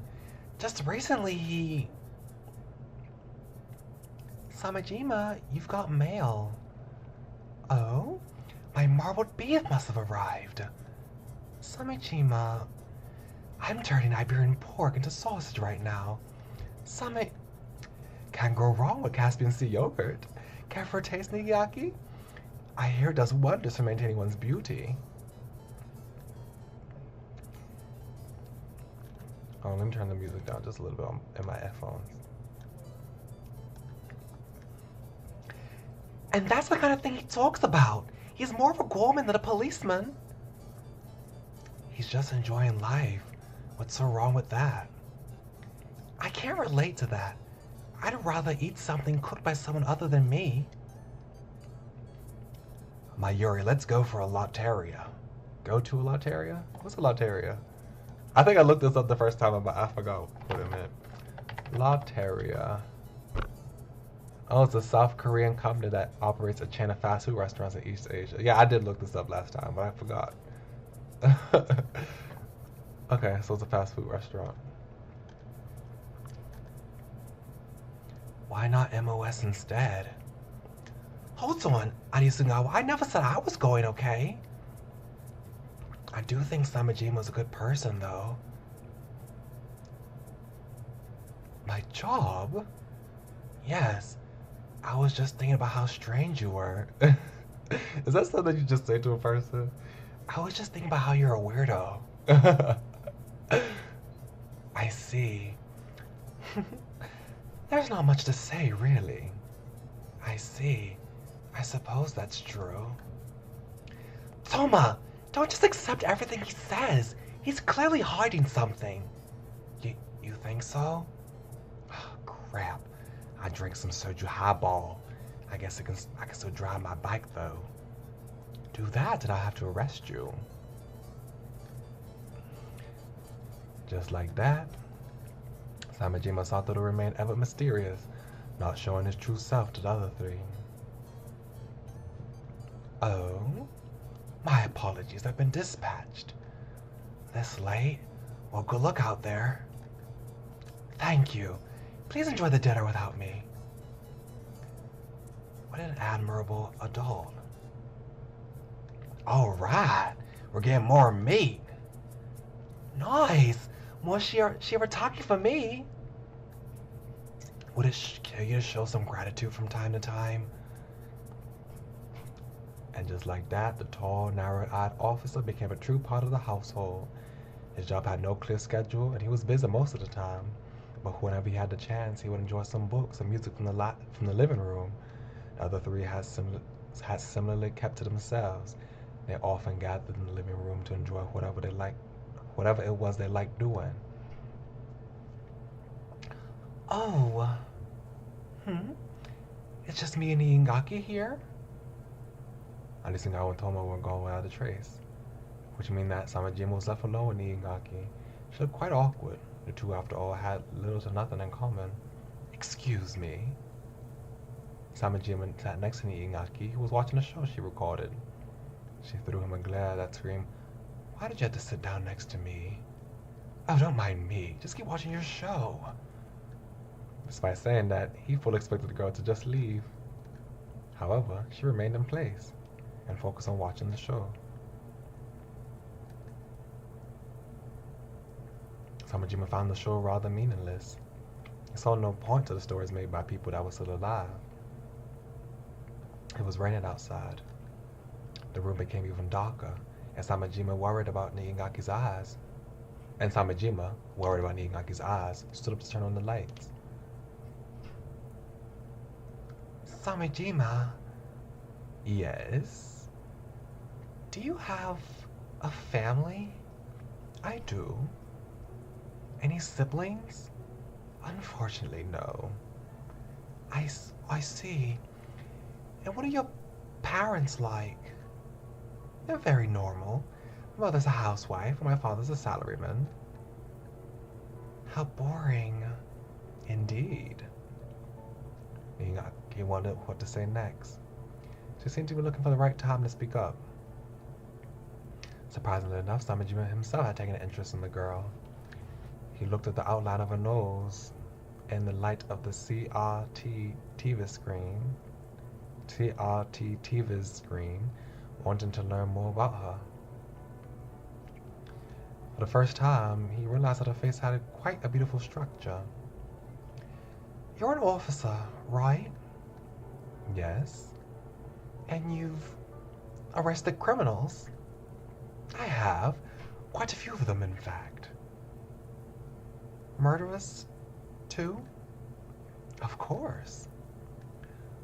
Why do people get arrested if they kill someone? The girl, whose refined features resembled that of a doll, looked at him with eyes gleaming with curiosity. Why? He could have easily disregarded this as a nonsensical question born of a still developing mind, and yet he chose not to. Well, it's because we live in a society. To live in a society is to uphold certain rules. When a society is born, people decide on a set of rules to follow. One of them was not to kill people, kill other people. That's all there is to it. Really? Yes. What about morality and all that? That's not a topic I'm particularly familiar with, I can tell. Based on your past. You're an officer, though. But that is the line of thinking that allowed me to fully understand and accept it. We stand on the ground, exhale oxygen, and We stand on the ground, exhale oxygen, and exhale carbon dioxide. The idea that murder is bad is as strongly set in stone as those facts of life. Until recently, I thought that killing was bad because you get arrested for it. Is that wrong? It is. The one who taught me that was MAMIYA. Keep it a secret. Okay. Trying to bind people with penalties alone is impossible. It seems to be created without fail. He said that to follow the rules is to play the game. This world is a game where we play to live well in society. When I heard the word game, I was disappointed at first. I didn't expect him to use such a cheap expression. It didn't seem right. Games are based on the idea that the participants consent. It's what allows them to be fun. However, those who are aware that they're participating in the game we call society are few and far between. Nevertheless, that line of thinking made me understand it all. The reason why I found it strange that we had to follow rules was because I wasn't playing the game. That's all there was to it. I'm not really sure I understood all that. I'm sorry, it's rather difficult to explain. It's okay. It was more interesting than the show, at least. Samajima was surprised. Why are you watching a show that doesn't entertain you? Good question. Maybe I'm just waiting for it to get better? Samajima found Iengaki's feelings far stranger than his own words. Well, he seemed a bit scared when I met him, but he might not be a bad person. In fact, I'm becoming more and more interested in him. I should continue watching him for a while longer.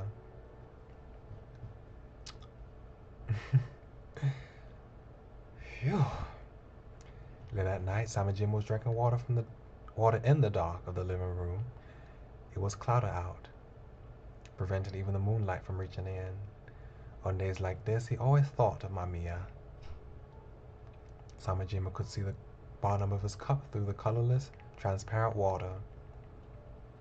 How long will this place continue? What?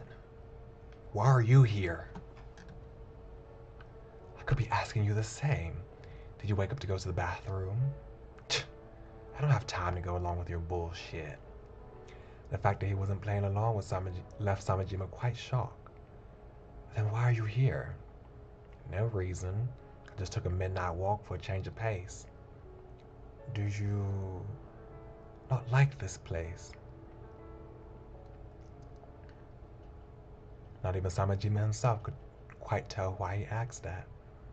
The words were a sign of weakness, and there was no way he would speak them to someone he supposedly hated. What kind of question is that? This place makes me want to puke. Excuse me. Excuse me.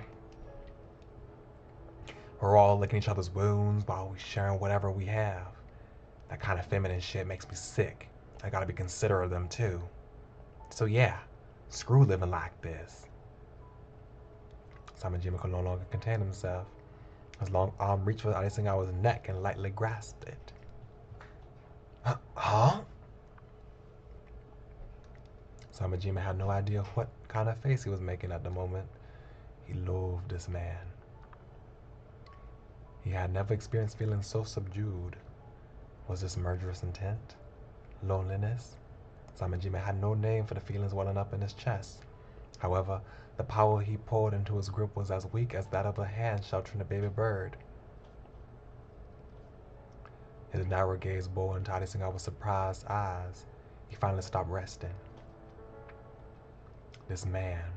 What could he have seen in Samajima while his life rested in his hands? What did he come to realize from the expression not even Samajima himself could comprehend? His neck was hot and beat into a steady rhythm. Minutes passed. The two didn't speak a word.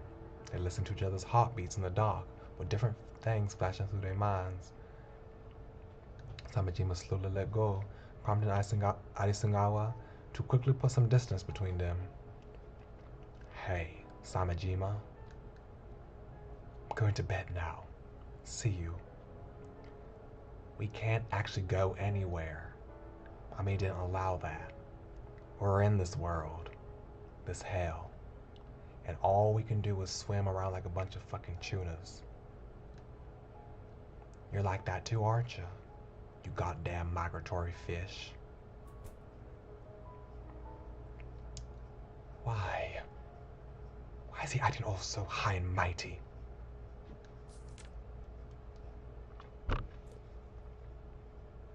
I'm just surprised that I just think I would just let Samajima just hold on to him for a long time like that. Without saying anything, they just stood there. Just try and fucking say that again. I know you're a bird brain, so I'll repeat it as much as you want. Or is it that your ears don't work? I'm home. Seems it's pretty heated in here. Should we put vases in a safe spot? I already did. We might as well hide the TV too. They used it as a weapon last time. What caused this particular fight anyway? They're punching each other over the outlooks on life. Now that's something. It's just a front though. They wanted to know something about MAMIYA. They're such idiots. I'll go stop them. Clean up a broken TV will be a pain. Hey, you two. Huh? What do you want, Bach? Don't you fucking try and stop us. I must fix this person's line of thinking once and for all. Stop acting like children. It's not like your lives matter to the other, is it? Huh? The two stop in place. It does. Of course the stuff we all experience matters to us. All of us. Huh? What's that supposed to mean? Don't pull Tom into your petty little fight. Oh? You two haven't figured out the meaning behind this place. What? What about you? Huh? You strung up schoolboy. What about you? What kind of life did you lead? And how did you end up meeting MAMIYA? Say it. You act normal most of the time. We're all birds of a feather here. That's the kind of place this house is supposed to be. That's true. Stop it, Arisugawa. This isn't the time. I'm actually quite curious myself. Samejima. I'm certain you feel the same. Samejima's gaze made Niigaki look away. Indeed, she had always wanted to know. Think about your life and your relationship to Mamiya. What do we have in common? And what are our differences?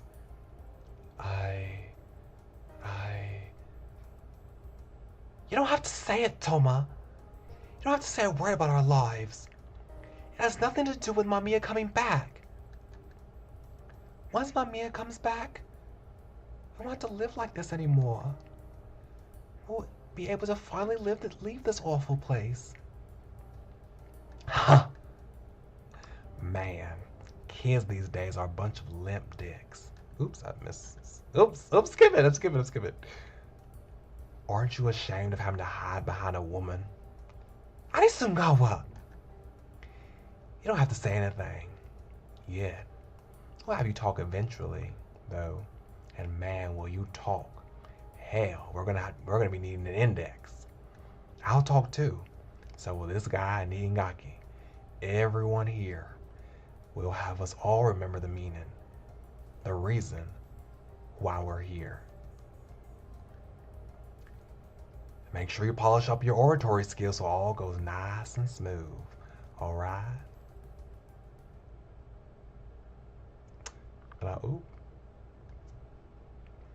Sometimes things went well. At others, they didn't. Through various exchanges, they all seemed to draw to a close. But then things began to crack. Every now and then they realized that Mamiya was no longer with them. The realization would dawn on them while they listened to music, while they talked to classmates, while they ate breakfast. Right, Mami. Samejima turned around, but there was no one there. I'm sorry, Time for food. Get the sauce. Are you seriously even adding more sauce? You'll get diabetes. Today's sunny side up fried eggs were twins. Something good just might happen. Maybe. Perhaps our days will become sunnier too. Wait. Okay, wait. When Sanjima comes back on the screen, I have to look at something. I thought I saw a tattoo on his neck. Maybe that's like his hair, something like that. They resumed eating as if that previous exchange hadn't even happened. They had all repeatedly experienced what Samejima did just then, and every time they were struck with worry. What if Samejima had never existed to begin with? However, admitting that would make them lose the one place that they could call home. The four merely continued eating.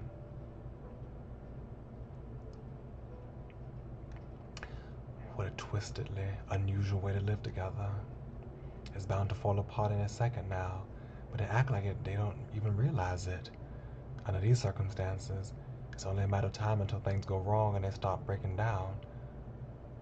Even now, things seem to be at a boiling point. They were surrounded by a thin sheet of ice, and it was covered with cracks. Was it cracks?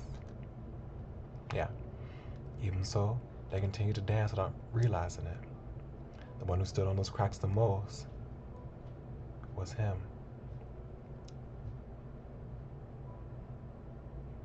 I can't take this.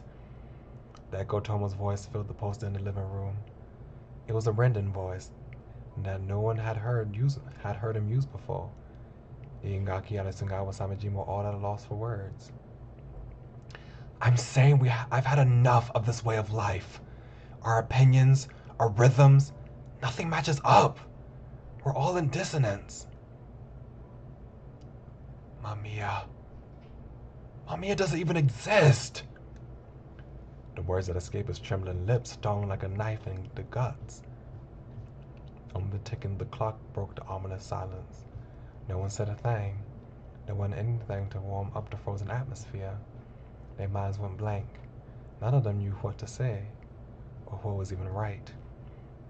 They didn't know what to do with their experiences. They didn't even have a firm sense of presence. MAMIYA exists. If MAMIYA doesn't exist, then what the hell have I been doing up until now? You're right. MAMIYA does exist. If he didn't, then that would mean I've always been alone. That the only person I've ever opened up to doesn't even exist. No, I couldn't take that. Why would you even say something like that at this point? It was simple. We merely had to acknowledge and believe in MAMIYA. And since we're here, so is MAMIYA. That would make it impossible for others to prove that he didn't exist. That's a potent alibi. If the four of us with our shared experiences don't doubt it, we can keep this shared illusion stable. You're the one who said we should decide on a set of rules. And now I'm telling you, it's become so twisted that we finally hit a boiling point. Don't you see the cracks spreading around us? We can't keep up this illusion anymore. You're all aware of it, aren't you? We were all passionate at the start, and the shock of MAMIYA's disappearance allowed us to glean happiness from the fact we all found each other. But that passion soon waned over time, and our opinions from our surroundings began to worm their way into our ears. We began to realize the difference between us and society. Hey, has anyone besides us ever acknowledged MAMIYA? No one even tried to search for such a person. It's almost like he never existed. Like he's been cut off from the rest of the world. You've experienced it, haven't you? Toma threw a sharp gaze at Igaki and Adesungawa, making them both clam up. Indeed, they had experienced this before. Even though they looked around. I did experience it. I asked around, but only I knew MAMIYA. But if MAMIYA never existed, then what of our memories? And the present that was built on them? I just need someone, anyone to prove to me that MAMIYA existed. To prove to me that I was right. Wasn't this whole place established for that purpose? And now you're saying this can't go on anymore? Bach's right. We've only come to realize it. We've already come to realize it. So, what now? Are you saying you're just gonna forget all about MAMIYA? I could never do that. The memories I've made with MAMIYA are already a part of my life. You're just saying we should all just give up? Since we're unable to keep up the lie that MAMIYA existed, we should just admit that that person was fictional all along. If we do that, we would just... Then what do you think we should do?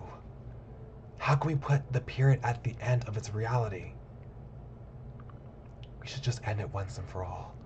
We need to put an end to this twisted way of living together and stop searching for MAMIYA's presence. I mean, if only they just listened to Toma. If only they had listened to Toma at this point. How things would have been different. The time has come to wake up from the dream. It's time to face reality head on. The reality that we're just mentally ill. We're isolated from society, and we are the ones in the wrong.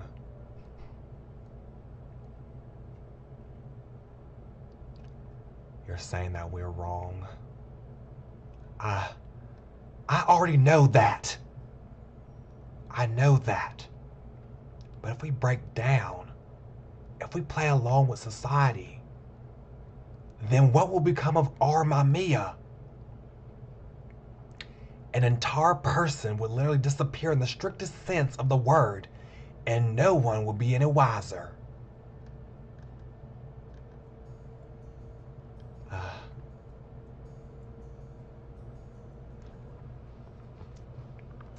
Honestly, if they just listened to Toma and sought help and tried to break out of this way of living, things could have gone so much better.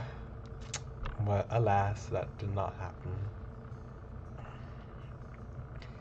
You like me the way I am now, don't you?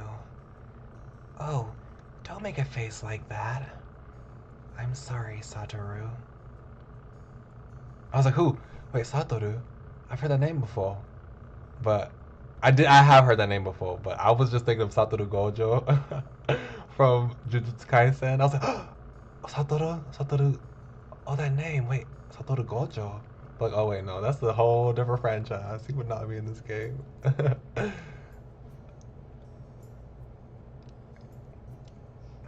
We. I know. If only Gojo made it like a special surprise appearance. The feelings Mamiya gave us are more than real.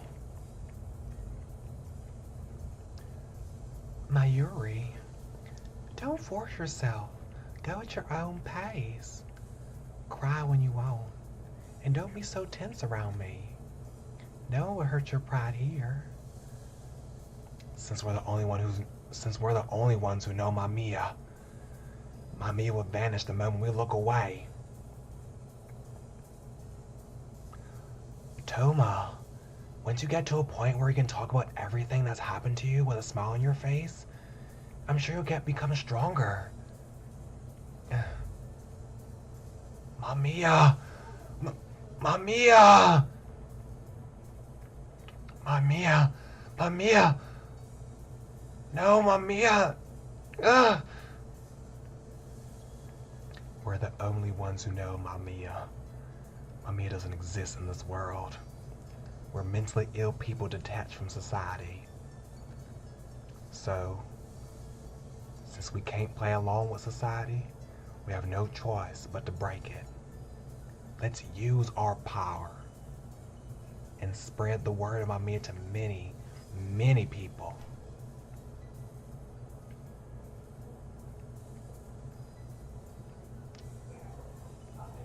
Mamiya must become like the scales of a song everyone knows, like the laws of a country, like 3 needs of mankind. Our goal is to create a situation where Mamiya is known by everyone.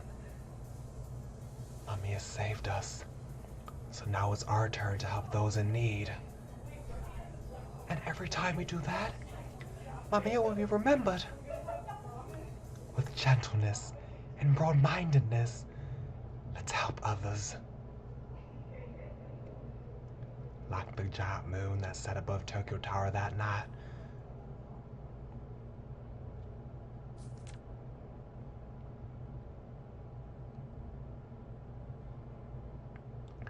Why are they so fixated on Mamiya?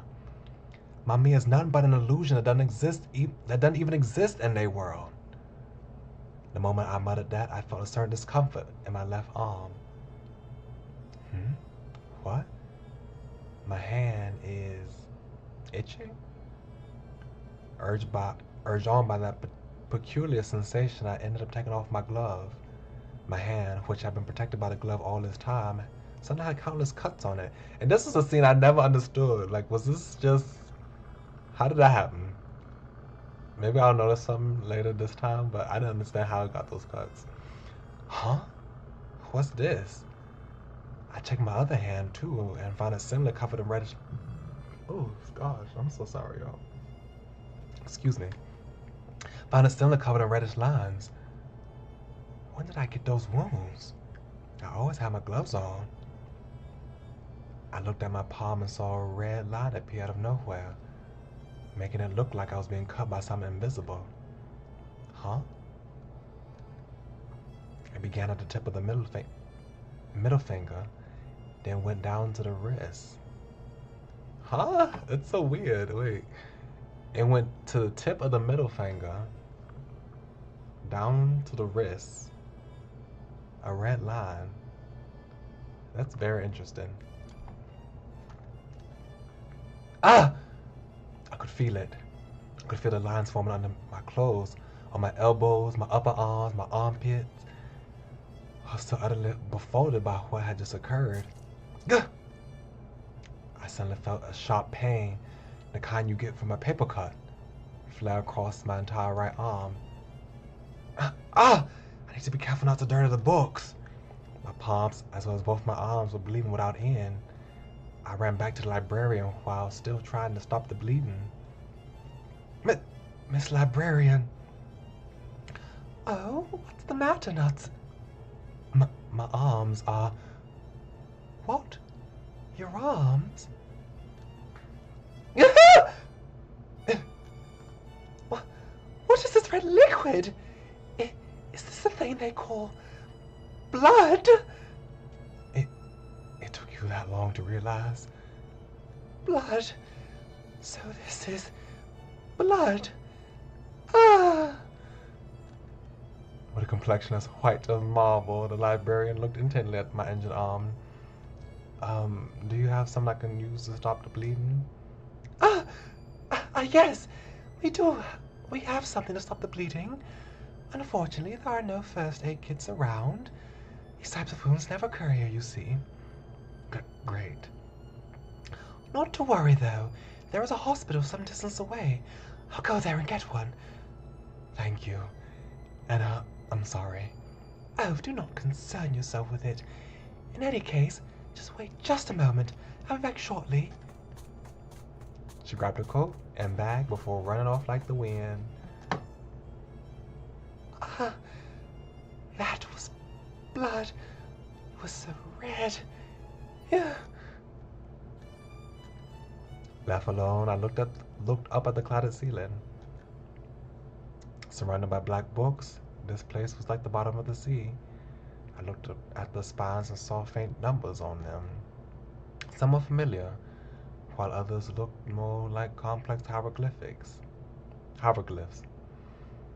There wasn't a single story in here that I was in charge of. Their lives were utterly unremarkable when compared to the whole of mankind. Even so, through blood and sweat, they did their best to live their lives. And so I had to make sure that their feelings were rewarded. After all, only I could save them. She mentioned a hospital. I wonder how far it really is. Are there really people outside this facility in personal rooms? There's only one building here, though. Man, I really am clueless. I made a self-deprecating smile while looking in the direction the librarian had disappeared to. I couldn't even touch any books until she returned.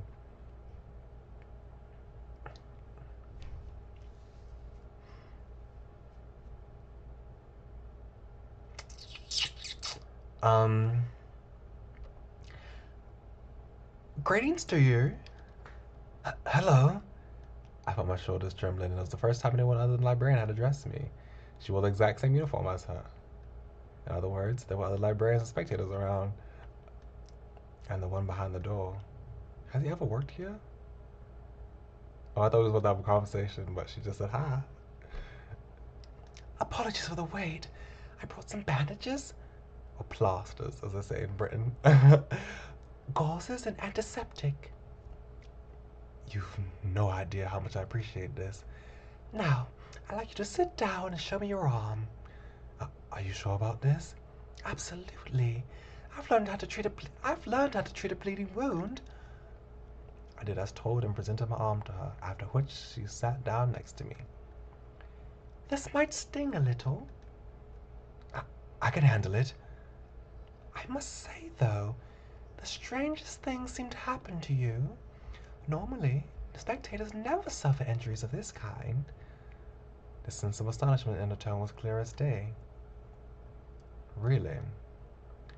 The world's people spectate are, of course, another matter entirely. But when it comes to this place, there's nothing here that can hurt us. There might be some other cause. The way she touched me made it seem like she already figured out everything I'd been doing. Her closed eyes made it difficult to read her thoughts. I felt cold sweat gather on me. You're certainly not a bore.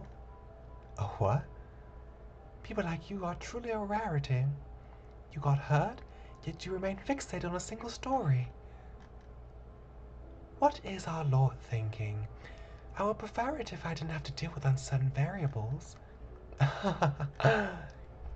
You are precarious. She muttered that while putting the bandages on me. You're a bit like that person. Miss Librarian? There, all done. She pulled her hands away, leaving my arms covered in bandages. Wow, thank you so much. Don't mention it, but please make sure it doesn't happen again. In any case, I'll be returning to my post.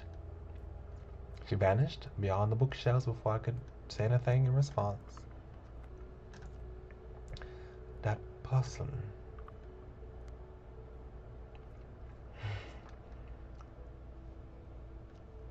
Hey, you!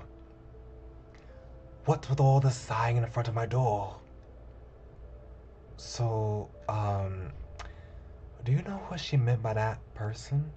Huh? Never mind. Figured I even asked. Is there some kind of problem in the story again? No, it's got nothing to do with you. Am I imagining things, or are you treating a bit different?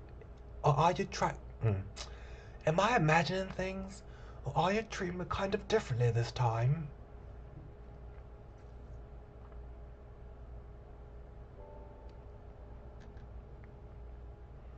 By the way, why are you even here in the first place? Gonna ignore that, eh? Well, whatever. So what do you mean by here? Well, you know, that dark place behind the door. It's almost like you're locked away. Aren't you a spectator like me? There was a brief silence. What makes you think that? The advice you gave me in response to what I said about the story is far too precise. It didn't seem like mere conjecture. I assumed you were talking from experience. Now I'm not sure if I've been talking too much, or you've just become more perceptive. As your senior in this, I'm hoping it's the latter. He chuckled in that cheerful tone of his. The librarian told me not to approach this place, but I can't imagine you as someone who'd be sinful in any way. Oh, but I am. This place may be separated from the flesh, but that doesn't just make the sins etched onto one's soul go away. I'm a problem child, and a joker who broke the rules for fun. His tone beyond the door had become somewhat self-deriding. It felt like he was using big words to avoid talking about a certain something. Could you tell me more? About your time as a spectator, I mean. Well, it's not much of a grand adventure, I assure you. I was young back then, and as people kept praising my abilities, I turned complacent. So I came to believe I could use my powers to save a whole story, or at least a character. And this is the result. I'm locked up, all thanks to my hubris. I could see him almost shrug behind the door. I was, however, still maintaining a serious expression. His story was too much like mine. I'm not like ya, he said, that as if he had read my mind. Yours is a rare and tragic case of someone retaining his memories of his time spent below. Hell, that's why you want to save your friends in the first place. And you know, that's all well and good. My case, on the other hand, is quite different. I saw hundreds of stories and countless characters, but I ended up feeling sympathy for only one. This person didn't even take up too many pages in the story. His tone was filled with deep affection. It sounded positive and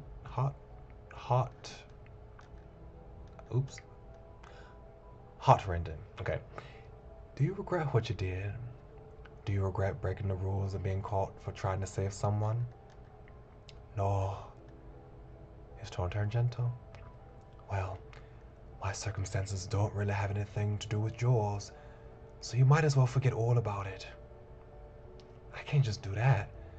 I've learned many important things from you, And this is a story you hold dearly. It was an honor to hear it. You sure are a stick in the mud. I know I can't begin to understand your story or the pain you experience. Even so, I think it was right for you to act based on your own sense of justice. Please don't let it get to you. Why? Do I seem down to you? Yes, a bit. Oh man, you're a pain to talk to. I know I've just told you all this stuff, but I'm actually about to be released. Apparently, the higher-ups are still fond of me. Or I guess they just need more manpower. For a while, I'll be constantly observed and given a whole bunch of work, but that's par for the course, really. Does that mean that you...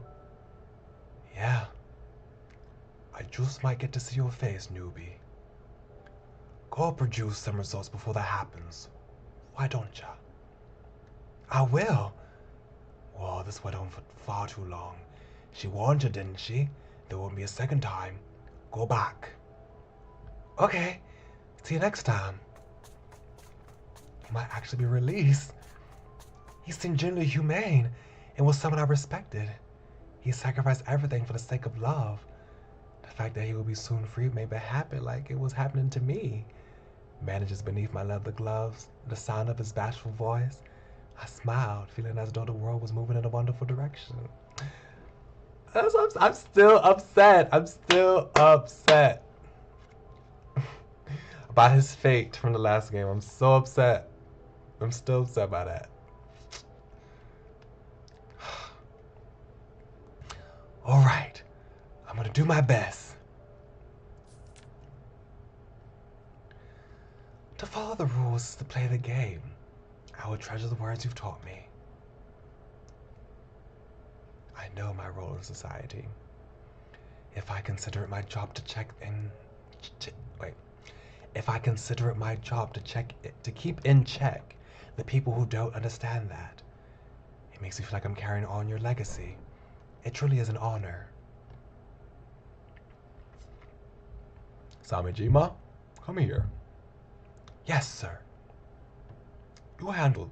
Oh wait, this is the chief is Keto's father, right? I could just do the voice I did for him. You handle this. But this is... Just do it. Samijima looked at the documents and slowly lowered his arms. Double accounting? He heard rumors of bribery, but I believed them to just be that. Rumors. He was lucky to have gone so long without finding out about this. But within the organization, it was already very much known. Chief! Oh, Samijima? Are you done? I can't do it. And here I thought you finally understood how organizations worked. Are you trying to act all upright because Suo's watching you? It's about time you learned how to read the mood. Well, it's fine for the time being. Even if you refuse now, there'd be tons of people calling out to you. But don't blame me if it gets in the way of our promotion. Anyway, do your best. To follow the rules is to play the game. Right, MAMIYA. Oh wait, Samijima was narrating, right?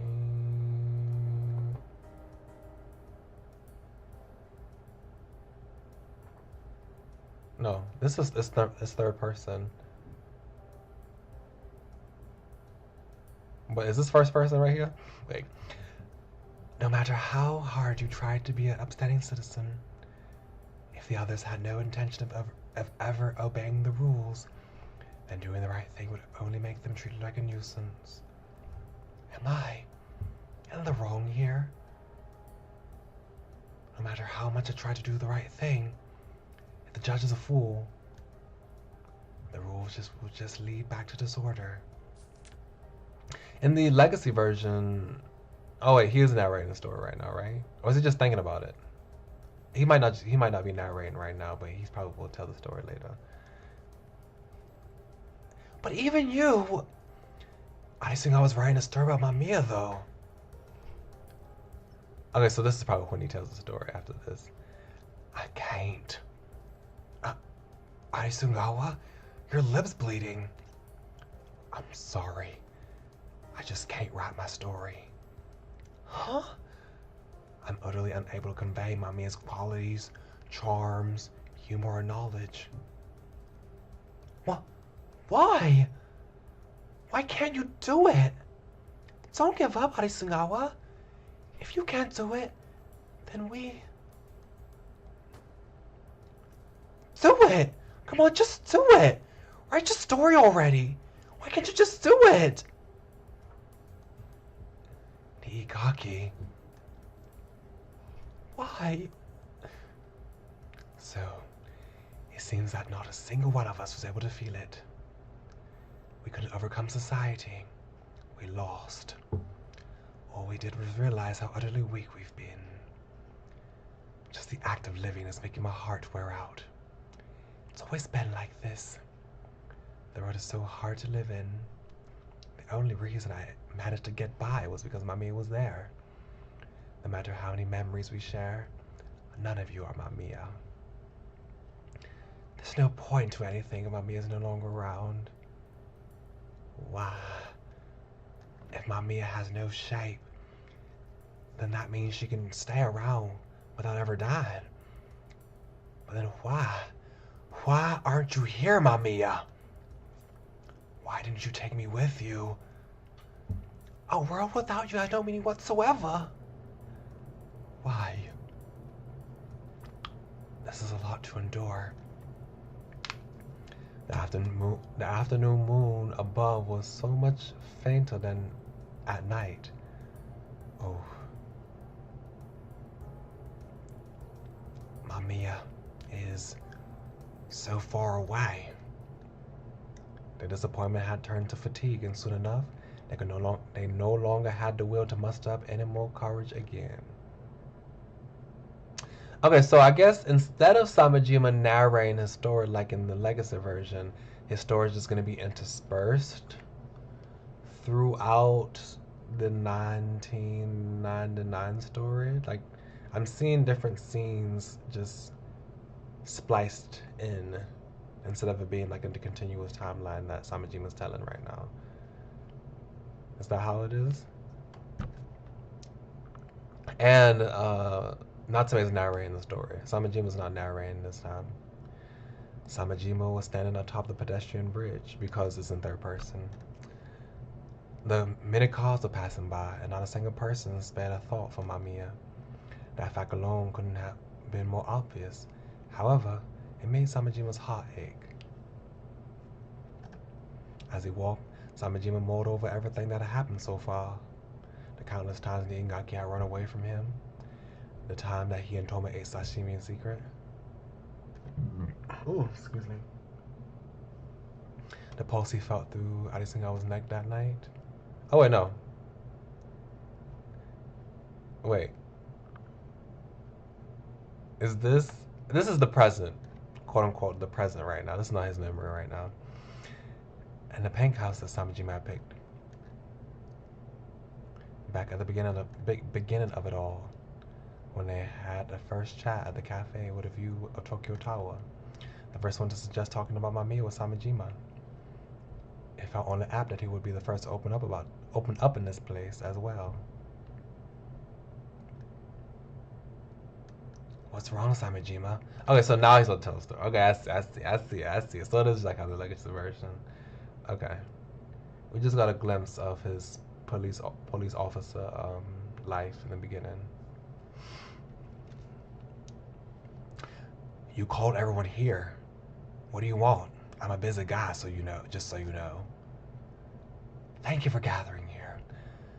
There's something I want to tell you. What? I have something to confess. I killed MAMIYA. Samejima uttered the words like they were nothing. Like something you would say between two sips of coffee. For a moment, none of the others could process what he had heard, what he had just said. Samajima killed Mamiya? So the reason Mamiya wasn't here, the reason why Mamiya died was... You asshole! The first one to act was Arisungawa. He yelled out and threw a punch at Samajima, who evaded it with ease. Arisungawa's shout made the two students snap out of their shock. Despite his earlier failure, Arisungawa tried going at Samajima again. You killed Mamiya? You're not getting away with this. Huh? Samajima killed Mamiya? But why? Normally, Niingaki and Tomo would try to calm things down, but even they sided with Arisungawa this time. The three of them pushed Samajima against the wall, yet he retained much of his composure. Oh dear. I'll kill you. I'll kill you right now. Such a simple man. I haven't even finished talking. What? Yes, I killed Mamiya. Many times since last year, in fact. Many times? Arisungawa loosened his grip. As the three watched Samajima fix his clothing and smiled. Mamiya was immortal. No matter how many times I killed him, he wouldn't die. All of his deaths were beautiful. What do you mean? Samajima slightly opened his eyes and looked over the three of them before frantically raising his arms. Allow me, then, to talk about Mamiya's wonderful deaths. Unflinching in the rain, standing strong in the wind, snow and summer heat will not defeat me. With a body made of steel and free of worldly desires, with no rage in my heart, and always with a silent smile. That is what I wanted to become. For the longest time, I felt like I had felt that I was somehow different from others. For the longest time, I had failed to understand why people would talk behind each other's backs. I'd always assumed that they could just say things for each other's face to face. When Sawada was informed that Nishino was talking about him, the two of them stopped talking completely. My family was especially simple, yet I alone found it difficult to live. The flow of the world, the very air around me, I couldn't understand any of it. I believed that time and death were the only things we all shared in common, yet I never once contemplated suicide. Until now, I had tried to find ways to fix myself, and that certainly was a sign of avarice.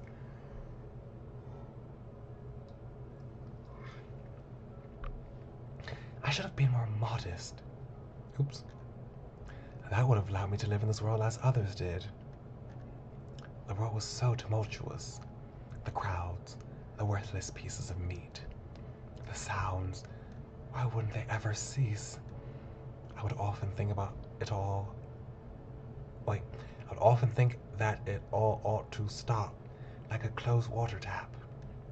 Seeing corpses would calm me. They weren't noisy. They were pleasantly cold. I could never see them as a bother. I don't know if such religious takes were apt, but it might have been due to the lack of a soul, as some would call it. I also found the stench of death and decay to be quite beautiful. Death was a process of returning to nature, and I felt that both right and refreshing to me. Few things were as wonderful as a moment of death. I was a detective, and yet I found myself envious of the doctors. Tell me, do you know what it's like when people die? It is akin to slowly sink into the sea, allowing one to sense a gradient between life and death. You can never see the true point of death. Ah, how I'd love to see it again. Beautiful things do enrich one's life after all. I must have simply disliked people in general. Perhaps this realization arrived too late. Even so, a lot of time had passed until it came to me. Years upon years, in fact. I had thought long and hard about why I was so different from the other people.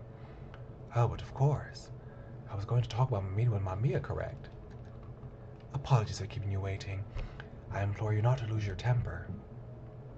Everything has its order, you see, but I'm certain you're well aware of that. So then, allow me to start. It all happened during my nightly routine. I often went out walking at night. I would never forget it. I was walking along Arakawa River one fall evening as the new moon sat high upon the sky. He was like a clear stream. That was my first impression of MAMIYA. He was like a pure, black asphalt drenched in darkness. Within that listlessness, he stood there as if caressed by the beautiful wind itself. He would do, I thought to myself. He would make a great first act. I wished to stain my hands with his blood and entrails, and so I sprang into action, quick as a bolt of lightning. I put him to sleep and carry him away. I would savor him at a place brighter than this. I didn't think about it too much. Knocking a child unconscious would be as easy as subduing a small animal. He is. I snuck up on him and punched the base of his neck. I caught him as he collapsed. The feeling of his bones made my heart beat faster. I took him to my car like a mother carrying a child, too exhausted to even cry.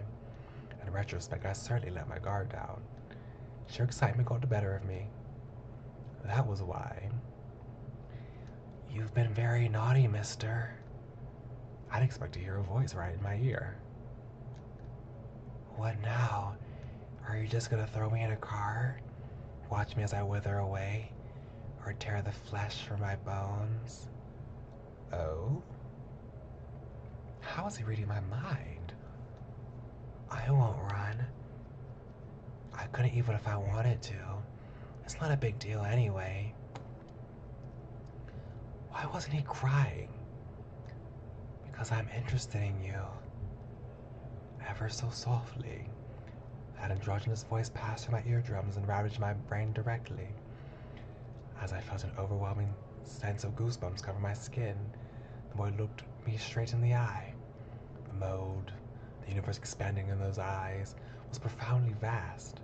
The next thing I knew, I'd killed him. Oh. It was too late. My hand had already sunk into a slender neck. What a waste this had been. I wanted to really take my time and savor it. Normally I would never succumb to my impulses like this, and yet the moment I saw his eyes, everything was over. I lost control of myself. All it took was a twist. The child's death was far more simple than I had imagined. This is the first time I killed someone. I merely wanted to see its beauty. Did death usually evaporate like this, the moment it was called? Or was it like this because I'd rushed it? What a waste, truly. It was such a waste for it to end here. I should bring him home with me. Oh my gosh. I need a stretch.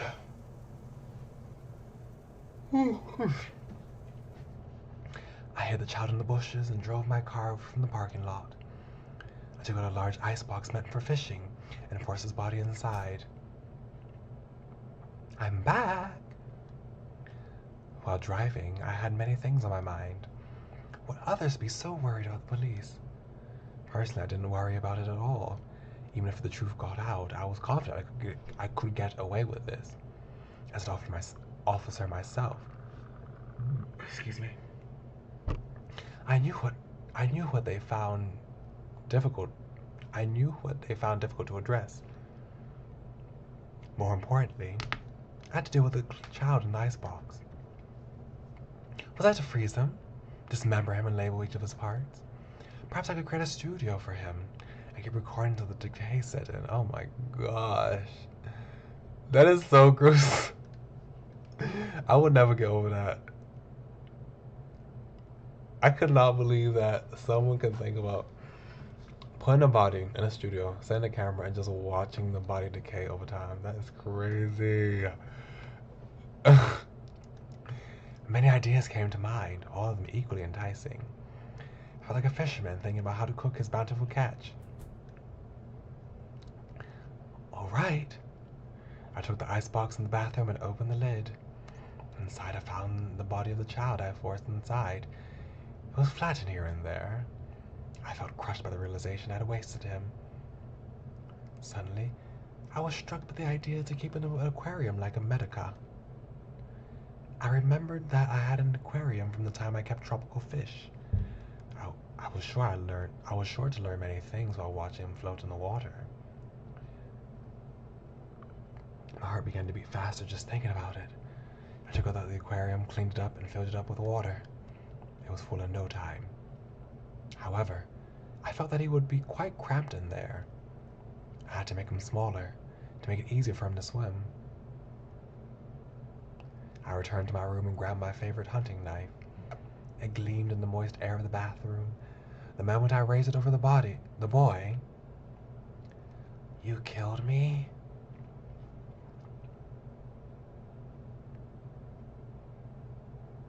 I felt my hair stand on end. This was bad. Even dangerous even. But how? The moment that thought crossed my mind, the blade in my hand changed trajectory and went straight into his eye. Again, and again, and again. It's no use. Why are you still alive? Unfortunately for you, Satoru. How do you know my name? Whatever it is you want to see, I don't have it. Why won't you die? I forced the knife into the top of his head. The towels were stained with blood. His beautiful face was now in pain to look at. Despite that, the child continued to smile.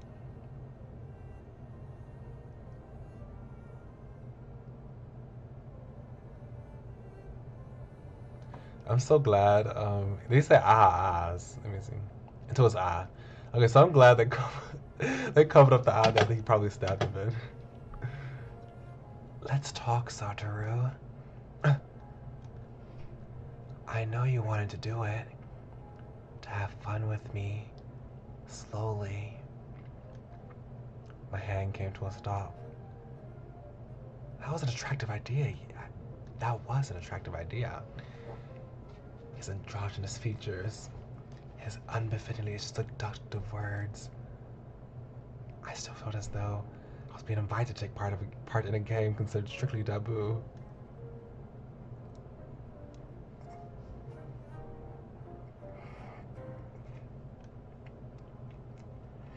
I felt it was the closest thing to death the world had to offer. It is. What's your name? I'm MAMIYA, Satoru. MAMIYA. What a strange name. Although it was just a name, it sounded like an arcane spell no human lips were ever allowed to utter. What are you?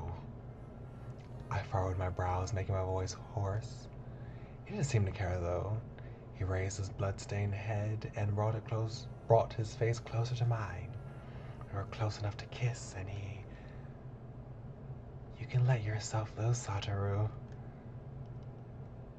Stuck out his red tongue and smiled.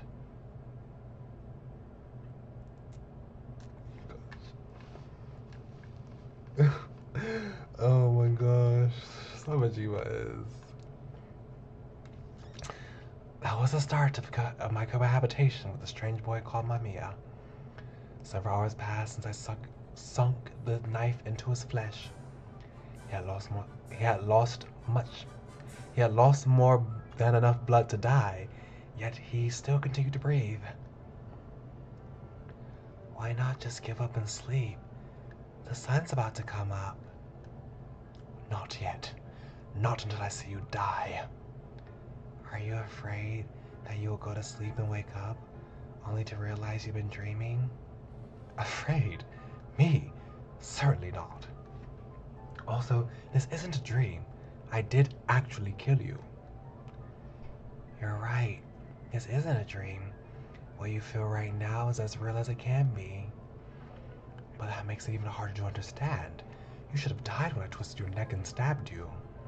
You should have died at least twice, and that's a low estimate. Indeed. And yet, you're still talking, despite having lost most of your blood. I do enjoy talking, yes. But dead men tell no tales, do they? Please don't fall silent like that. I thought you preferred silence. You made me uneasy. You're strange.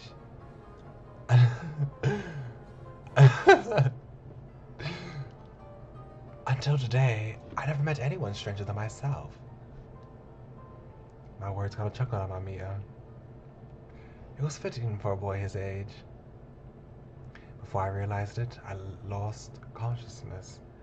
As an officer, I had days when I didn't get any sleep. This time, however, I fell into slumber like someone sinking into a lake bed. When I woke up, I found myself in a bathroom where I killed the boy. Huh? MAMIYA was nowhere to be seen. Oh, morning, Satoru. Dashing to the living room, I found him just sitting there, all normal and healthy. Why are you here? Because it's morning. But man, this house sure is empty. Didn't you bleed out and die in the bathroom? I started to panic, but his raised finger rendered me silent. You'll be late for work, Satoru. You'll just run away, won't you? I won't let that happen. My work no longer matters as long as I have you here. You'll lose your social position and begin to stand out. Don't worry. I'll be here when you return. You're lying. I'm not. Trust me. Go on. Get dressed and brush your teeth. MAMIYA. Have a good day, Satoru. Night fell. I slowly opened the front door. I had no hope. I didn't think he would still be here. Working my day job had returned to a certain sense of normality. Had returned a certain sense of reality to me.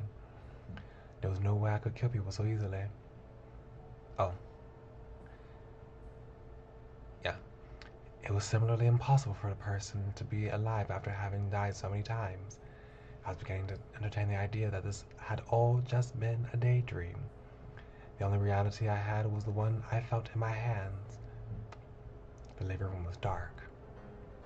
Didn't sense anyone waiting for me in there. That was to be expected. I couldn't help but chuckle. MAMIYA had vanished, and I felt exhausted. As I went to sit down on the sofa, MAMIYA was right here, sleeping on it.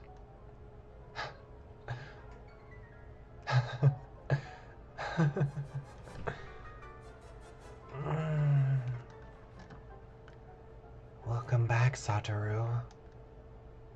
MAMIYA. I gently touched a small hand. I'd love to kill you right now. Can I? Of course. He squinted his eyes, still moist from having just woken up. He accepted my desires.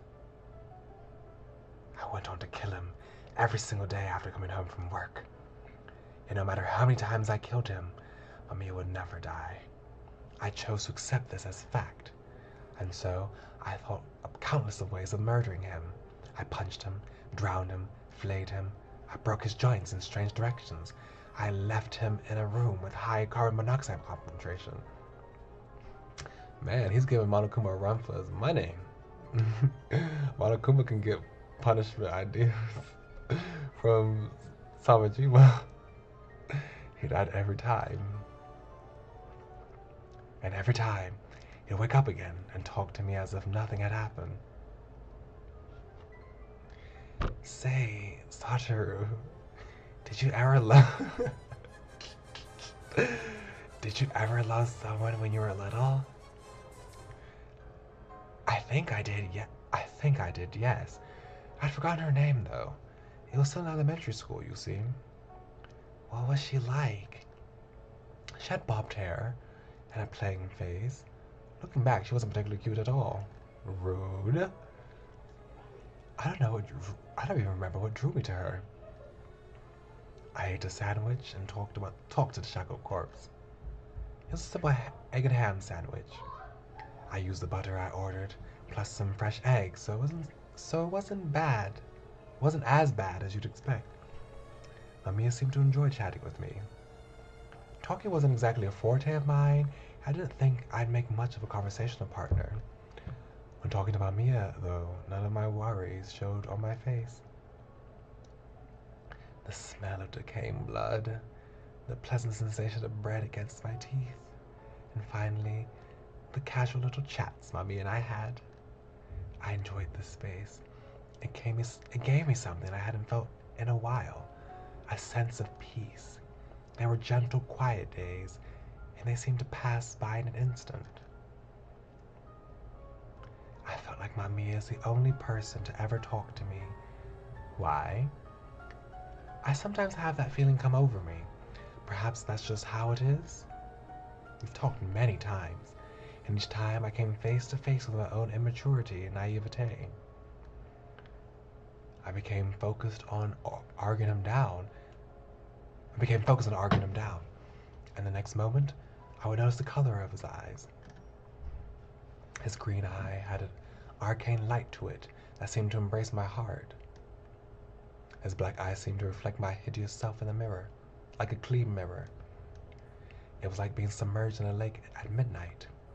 As darkness and the lake's surface became one, the water would rid me of all my senses, drifting weightless in the water in that inky, never-ending darkness.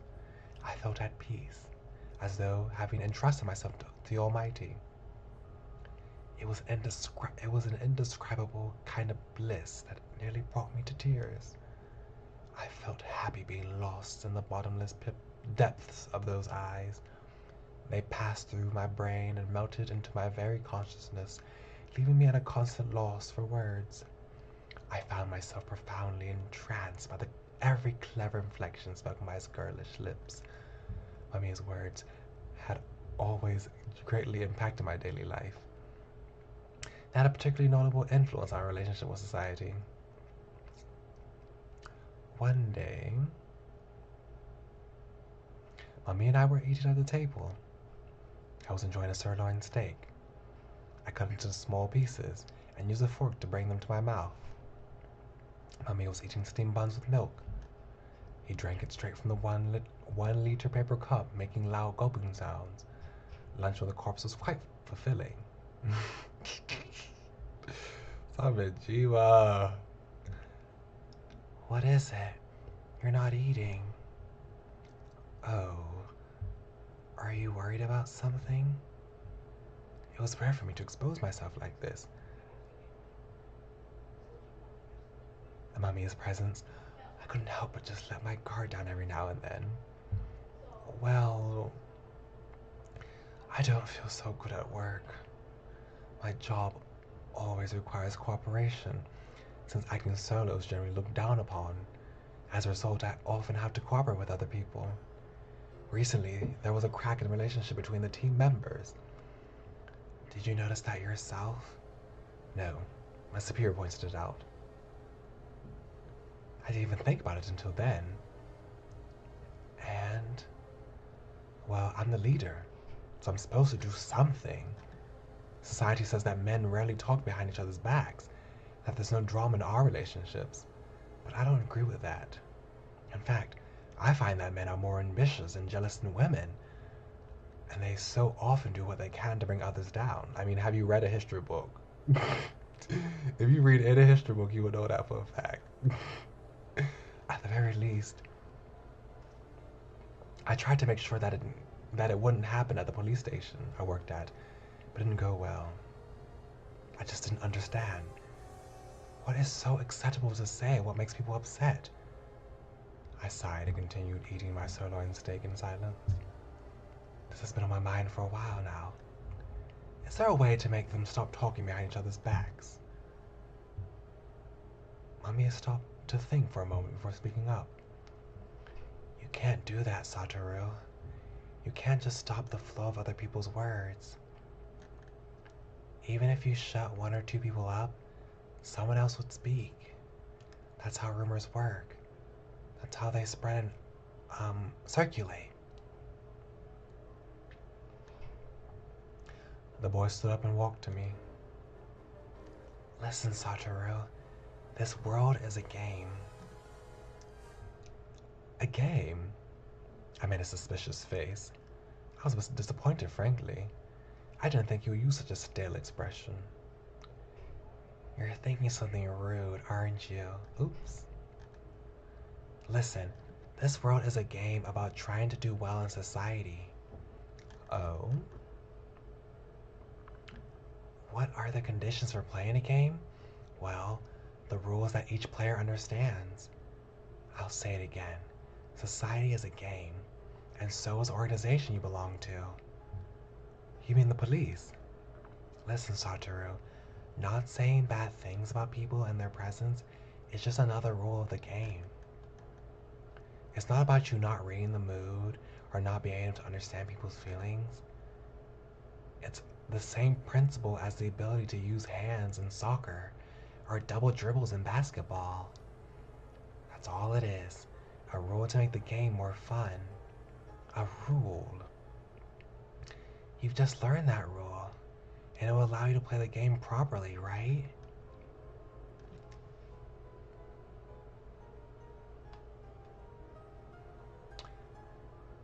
He looked up at me with an inaudible smile. His words, however, made me uneasy. Games have rewards. What would that be here? Your social standing. That was something I desperately wanted.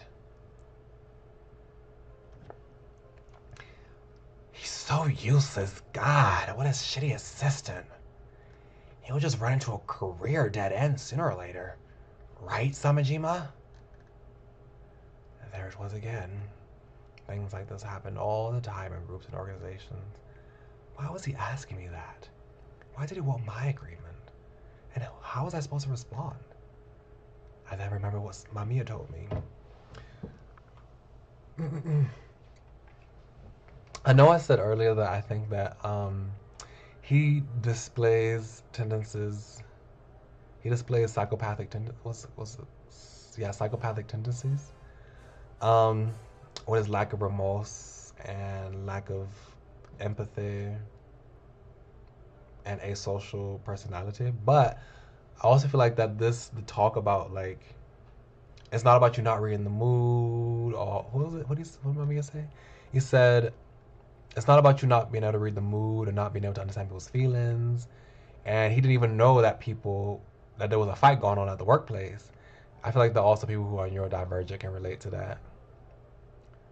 And Mamiya is like kind of like teaching him how to mask, basically.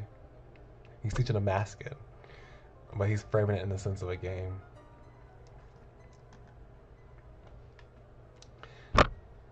I then remember what Mamiya told me. This world is a game about trying to do well in society.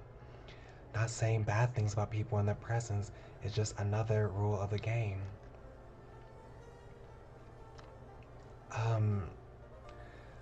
I suppose this is the place where we complain about our co-workers? Huh? What kind of question is that? Can't you tell? I knew the rules now. Yeah, I definitely see that. I definitely do see that. That could only mean it was okay to talk behind people's backs here. Yes, I agree completely. Man, I'm kind of relieved. Guess even you got complaints and shit piling up, huh? I wasn't sure what they were saying. I just knew that they were talking, and that was it. At that moment, a poem I respected a lot came to my mind. Unflinching in the rain, standing strong in the wind. Unflinching in the rain, standing strong in the wind. Before I knew it, they were talking about a recent burglar murderer. I was overcome by shock, like I had just found shelter in the middle of the storm. They didn't suspect me in the slightest. Oh. In that moment, the air in the room became absurdly easy to breathe. I felt like I just resurfaced from underwater. Was it always this easy? Was it always this easy to live as a part of a society? Once I had the reasoning, there was nothing to fear, nothing to blame myself for. As long as I knew the rules, even I could participate in this game called society. Until now, I'd only viewed MAMIYA as a talking corpse. But that day, I had someone special to me. He would once again begin to occupy my thoughts. What was he exactly? He looked like a young boy still in elementary school, but spoke like a wise old man. Was he a reaper or an angel? Both felt correct, yet neither seemed right. Regardless, he appeared before me. Naturally, I began wanting to know more about him. I want to know you. When I said that, MAMIYA looked at me in confusion. You already know plenty about me, don't you? Of course, I know the length of your arms, the color of your the color of your fingernails, the thickness of your skin. Sorry, Jiva. But this isn't about your body. I want to know about your true nature, and that you've led until now. MAMIYA put a hand over. Oops. I clicked my keyboard by accident. MAMIYA put a hand over his chin and lost himself in thought. Very well. It'll be a challenge. What? If you win, I'll talk. Then, but if I win, you have to tell me something about your past. I was confident I can win. I had participated in many a bet over the year and never lost one. Right? The thickness of his skin, like I cannot. Burning with confidence, I chose to accept his terms. He took out an apple from the fridge and placed it on his own head. I had bought it so we can play William Tell together. William Tell was a man who shot an apple off his son's head and was forgiven for his crimes as a result. I would do the same. I brought over a crossbow from the room and stood before MAMIYA. He sat in his chair and swayed as he waited for me to finish my preparations. So, will you be forgiven for your sins, or shoot your own son in the head? Please don't move. I can't get my aim right. I was as far from him as physically possible within the house. There was several meters between us. This would be a piece of cake. Even supposing he moved, he was sitting in a chair and had to balance the apple, so I couldn't even imagine missing. The low rumble of the rain outside filled the silence of the room. I held my breath, and the moment the apple entered my vision, I pulled the trigger. The bolt would easily hit the apple on his head. So I thought. Despite my expectations, the bolt missed and pierced MAMIYA's head. Time itself seemed to halt for a moment as heavy silence came over us. You lose. The next moment, MAMIYA, with the bolt so large in his forehead, began eating the apple while making a mockery out of me. No, let me try again. You can't try again with the corpses. I win. As I fell silent, I heard a loud ding in the distance. Perfect timing. That's the apple pie done. I'll have a bite real quick. Don't you run away from me, Satoru. Come on. I ate the apple pie and took a break. I was about to turn in for the night. MAMIYA, however, was in no mind to allow for that. Sit.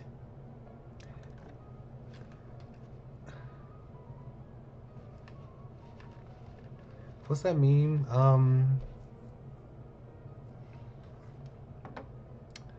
That TikTok meme that went, let me look it up. What are the lyrics to it? Oh, this is like, I'm done with the conversation now. I'm done with the conversation. Sit. I'm sad. I am sad. That meme that was going on TikTok for a while, and people took that clip from that one dating show, and they used that sound to show like if their favorite character or like their waifu or husbando said sit, they would sit down immediately. That's what reminded me of that. You know what? I should make a clip with Samajima and MAMIYA without audio. That's perfect. Samajima wants to leave this conversation, and then MAMIYA's like, sit. And then Samajima just sits. He's sad. Yeah, I'm gonna make that and post it in the Discord. That would be fun. Oh my gosh. I need to write that down before I forget. I know I'll forget. I need to write it down. I'm sad meme. Samajima and MAMIYA. Okay, there we go. I wrote it down so I remember to do that. I did as the boy had ordered and sat down on the sofa. Sitting on the table, he crossed his legs and looked down at me. Relax. Consider this an extension of our usual discussion. Talk about your family, friends, or anything really. Friends. I can't say I have any. Could you help me out here? MAMIYA silently ignored my request and continued to look down on me. I was cornered. He knew how difficult it was for me to talk about this. Well, I still have accepted the outcome of this challenge. I shot the apple, I'm certain of it. Though, I suppose it's just me being a sore loser at this point. Apparently, I've never been good at accepting defeat. Excuse me. I'm both well-studied and physically fit. Excuse me. I believed I could win any challenge. That's how my grandmother raised me. She often beat me with a wooden stick, you see. How nostalgic.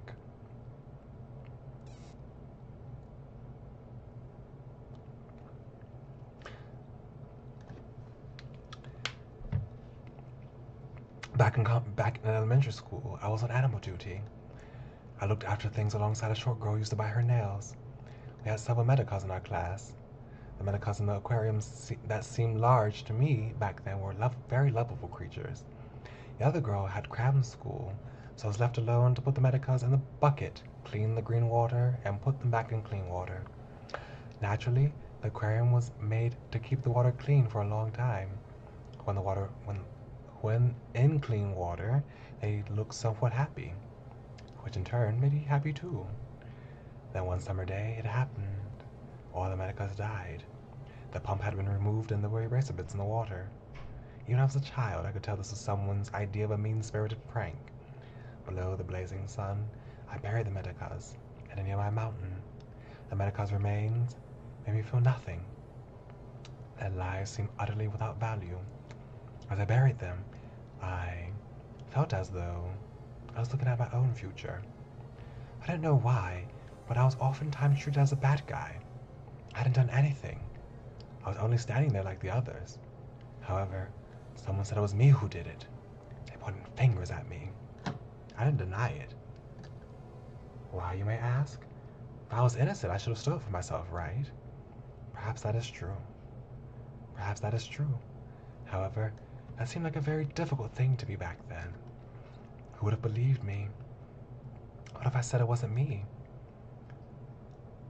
What was going through the minds of those that accused me? As I considered such things, I was left alone with my teacher, who forced me to write me an apology. I was used to this, to being misunderstood, to being blamed for things that others had done. I didn't care. It hadn't bothered me at all. That day, a rabbit died. I broke branches as I walked. I played by twisting puppy heads. I had several ants on me at all times. That was the kind of child I was. It was boring, wasn't it? Enough about me now. MAMIYA, can I have a response? If you don't give me one, am I a bother to you? Am I? Within the darkness of the kitchen, there was a boy who had the structural beauty of a Pieta statue. I had done something I wasn't used to doing. I felt as though I was slowly becoming unable to hold myself together. Thanks, Satoru. That's enough.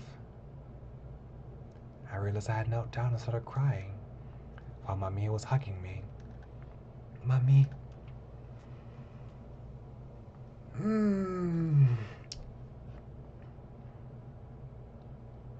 I was surprised at how cold he was. He didn't have the warmth of a normal person. He was like a corpse. He was like a nature that... He was of a nature that rid the living of their warmth. A nature as persistent as it was strong.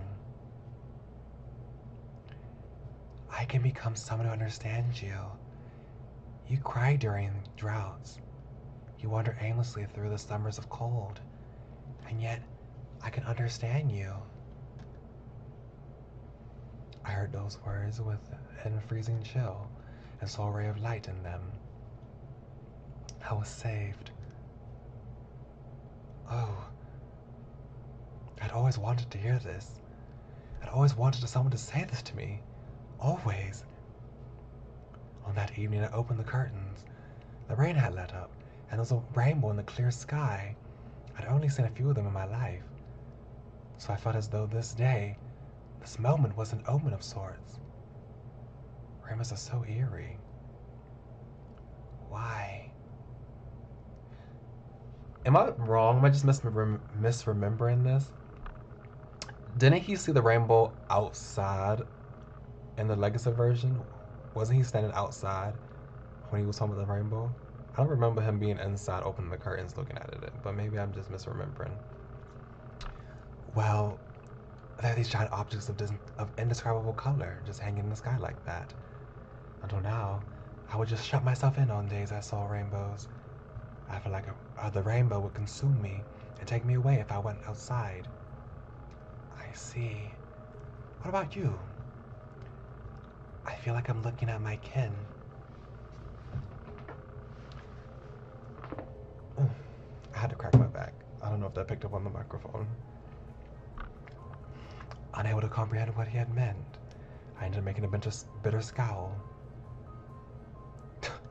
Would a normal person say something like that?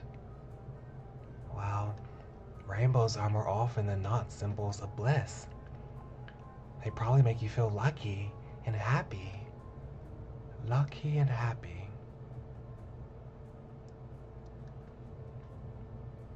Oh, that might be it. I'm misremembering this section of the game. Oh my gosh. First I thought that he wasn't going to narrate his tale with MAMIYA, but he is.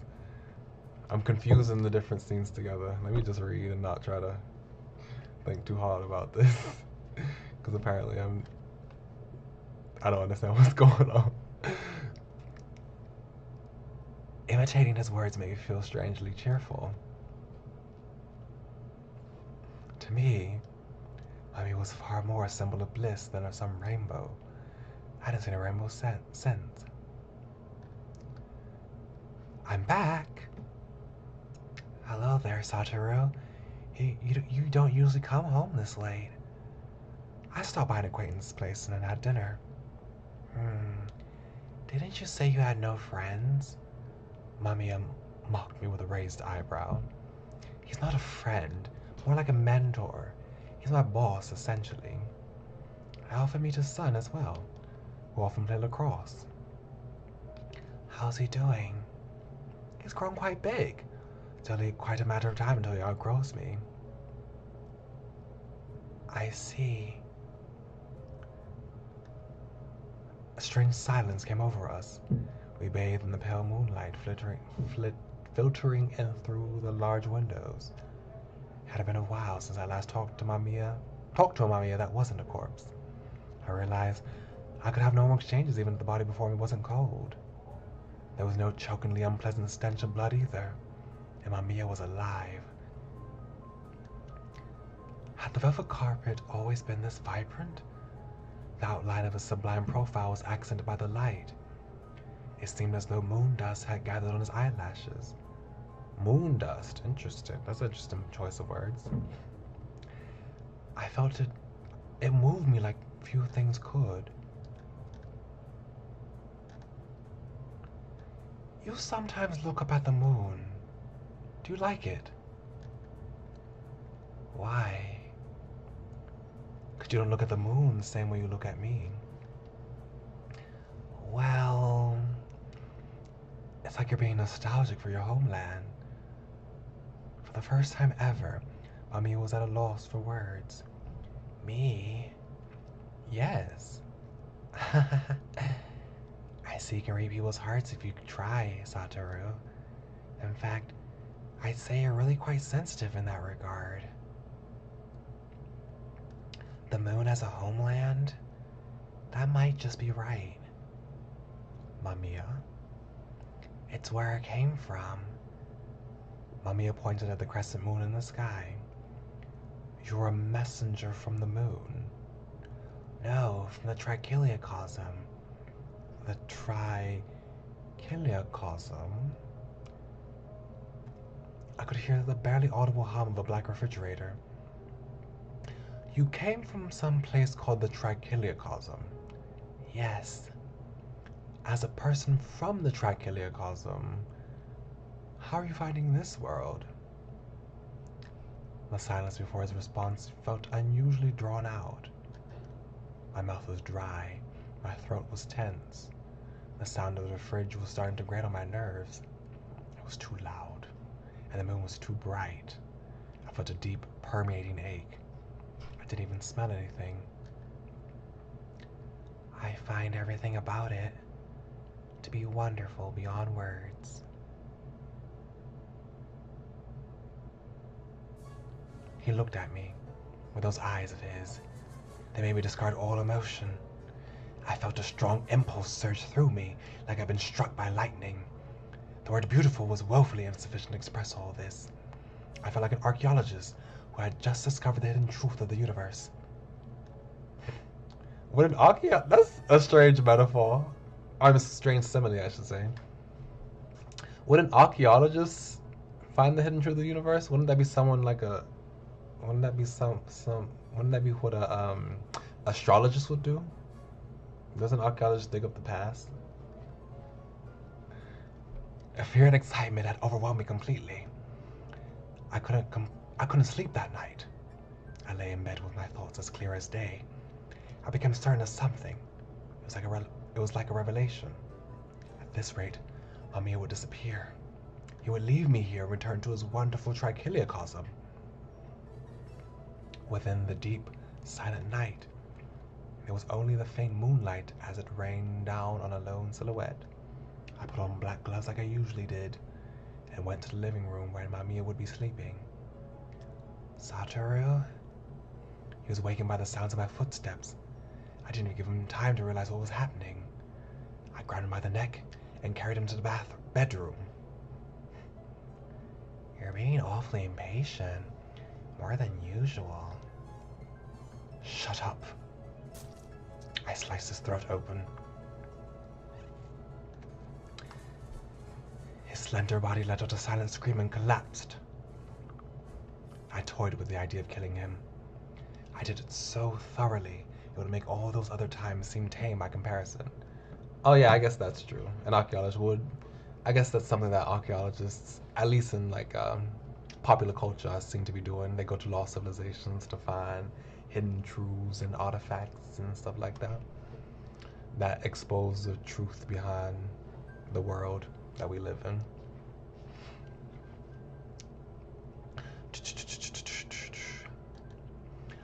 I wanted to make him lose all the energy and will to run away. I spent the night torturing without mercy. The room was completely covered in blood, tears, and spit. My own sweat and saliva were mixed in there too. Ugh. I can't with the spit. Like, did you have to spit on him? Come on now, please. That was unnecessary. Mommy was such a sorry state. He could no longer maintain a human-like shape. He became a piece of meat. Ugh. But that didn't stop me from panicking. I chose to bind him to the wall.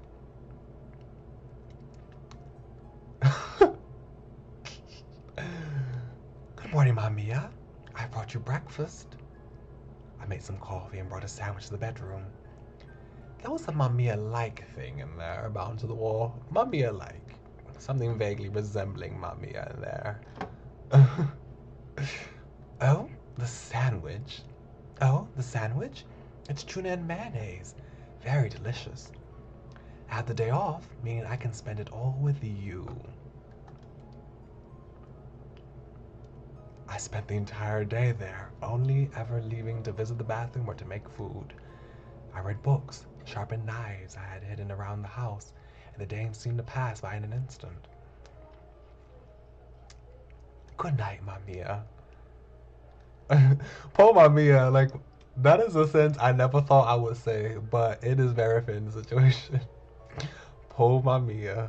That is such a weird sentence coming from my mouth. Even when I woke up, MAMIYA was still there, bound to a blood-stained wall. Feeling elated, I hummed a little tune as I prepared to leave for work. I'll be back soon. I was actually considering quitting my job. MAMIYA was far more important to me than my current career.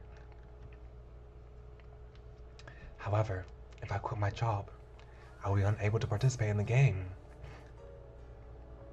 I didn't want to stand out and being able to understand the rules again. I finally learned how to enjoy the game. Holding back my uneasiness, I focused on my job. I told myself to uphold the rules and participate in the game. It was okay. MAMIYA wouldn't run away. He might have been immortal, but he was still chained up against the wall. Why was I so optimistic, though? I knew full well that such things were meaningless against MAMIYA. When I came back, I only found empty shackles. Staggering, I ran around the house. The living room, the bathroom, the study, the storage. I couldn't find him anywhere. Why? No. No. No. No!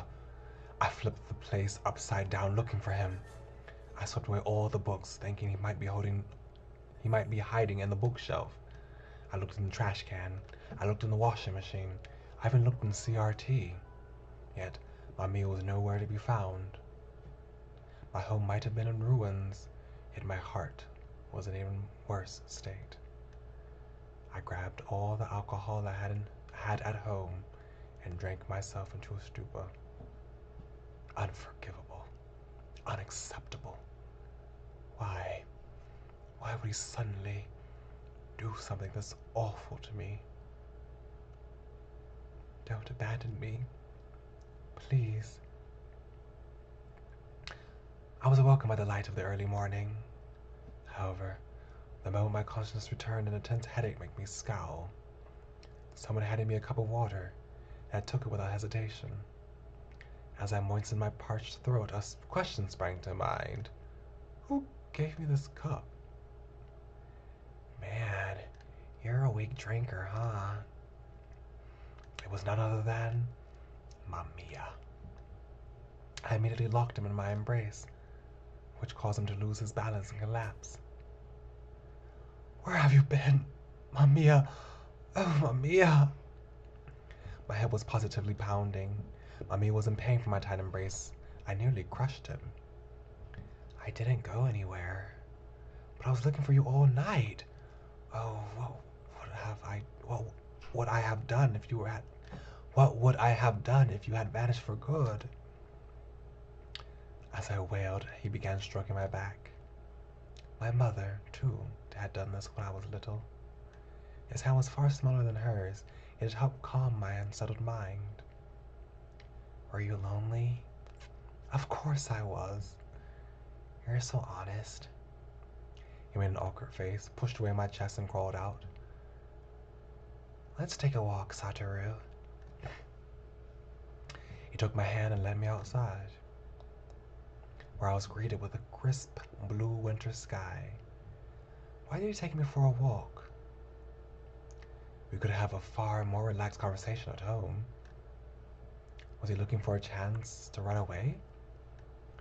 If so, I lost the moment we stepped through the front door. Was that what he had been planning? I began to panic. Have I done something wrong? Did you leave me because I'm a boring man? Did I bother you somehow? Mamiya did not answer. Instead, he made a smile like the summer haze. I couldn't help but scowl. It was winter now, so why was I feeling so hot? And why was that sensation instantly replaced by the chill of northern winds? I felt like I couldn't tell the temperature anymore. Unable to keep my balance, I nearly collapsed. When I look at him, Satoru. No. I won't be a bother to you. I promise. Is that still not enough? I don't understand people's feelings. Isn't hurting people supposed to be a bad thing? I never in my life found it this easy to breathe. Until now I've faced many difficulties and couldn't do anything right. So please, Mamiya, take me with you. Take me with you to your homeland, to the Trichiliocosm. My voice sounded extremely hoarse. I put more strength into my embrace. I thought that would convey my feelings. It's been a while since I felt you be this organically passionate. Mamiya's words enveloped me like the voice of a father. Interesting. I was gonna say it, but maybe it was coincidence. But interesting that he says,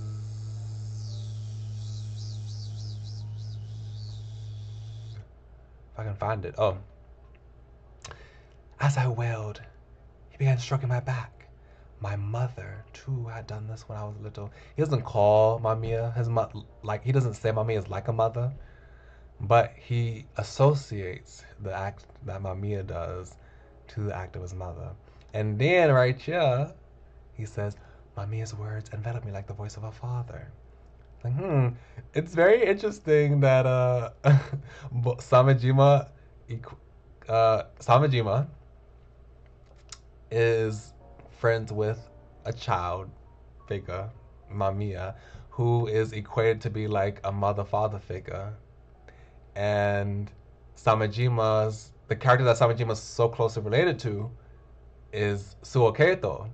And Suoketo, who's supposed to be the child, is equated by Natsume to be like a mother-father figure. So I was like, oh, that's probably a coincidence, but I just thought that was unique to notice. I found peace. I felt like I could rely on him. You can't. However, he was cruel. What? Why? The kind of despair I felt in that moment was akin to being thrown straight into the deepest pits of hell. It should be obvious. It's because you live in this world. But if it's for you, I can't die because I'm not alive. You're standing in one of the few places with light. A place I wished to stand in many times before. That's why I can't take you to Trichulia Cosm. After taking a walk around the town in clear weather, we returned home. That day, I came to realize that the happiness we take for granted can end very abruptly. One day, MAMIYA simply vanished from the house without a trace. I ran out desperate to find him. I looked everywhere, unflinching in the rain, standing strong in the wind.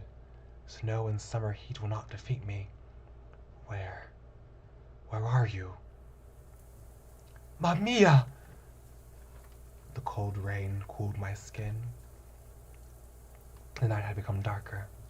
I could see traffic lights reflected on the wet asphalt. The red color wavered. Don't make that face. In my desperation, I looked towards MAMIYA, who stood beyond the traffic light. What did he mean by that face? I wanted him to tell me right away. I wanted him to touch the muscles in my face. Where are you going? Who knows? What do you want to do? What about you? What do you want to do? You can go anywhere you want, right? Perhaps. So where are you going? Do you plan to come along? You can't do that, can you? Excuse me.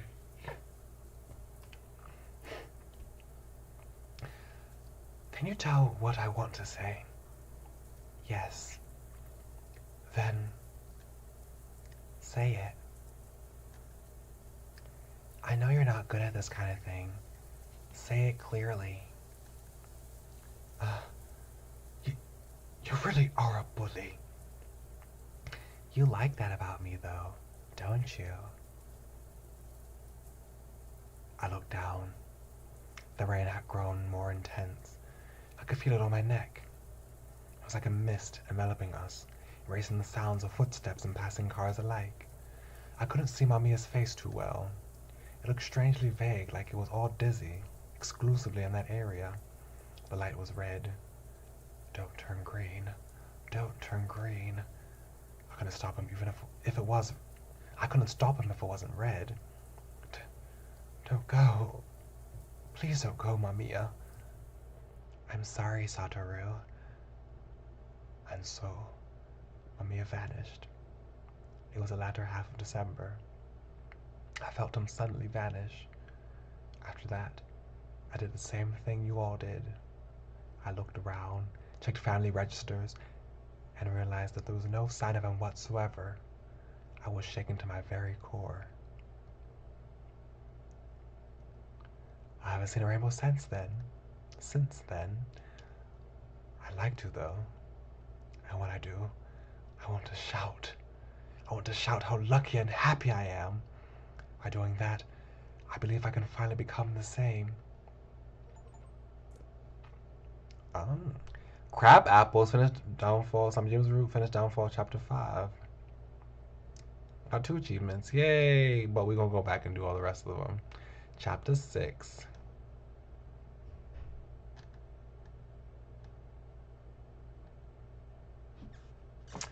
Yay!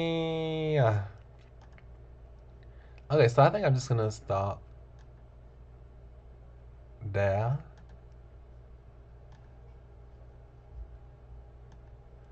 And I'll probably do how I did.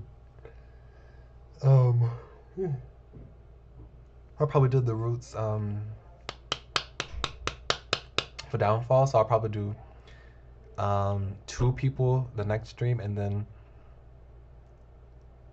so like I guess that's Niingaki and Anisungawa next stream, and then I'll do Toma the stream afterwards. And then during that stream, I'll also finish the chapter, right? I should have finished it after Toma. Yeah, but it's been about 3 hours and 40 minutes. So not 4 hours like some other streams, but around there. So I think it's a good time to rest, like you said, and you know, and stop for right now. I'll come back next week. Um, so this week will probably be the same as like last week. So I'll probably do um, Psychedelica tomorrow, and then Our Life Friday, and then Forest of Drizzling Rain on Sunday, because I have homework that to do.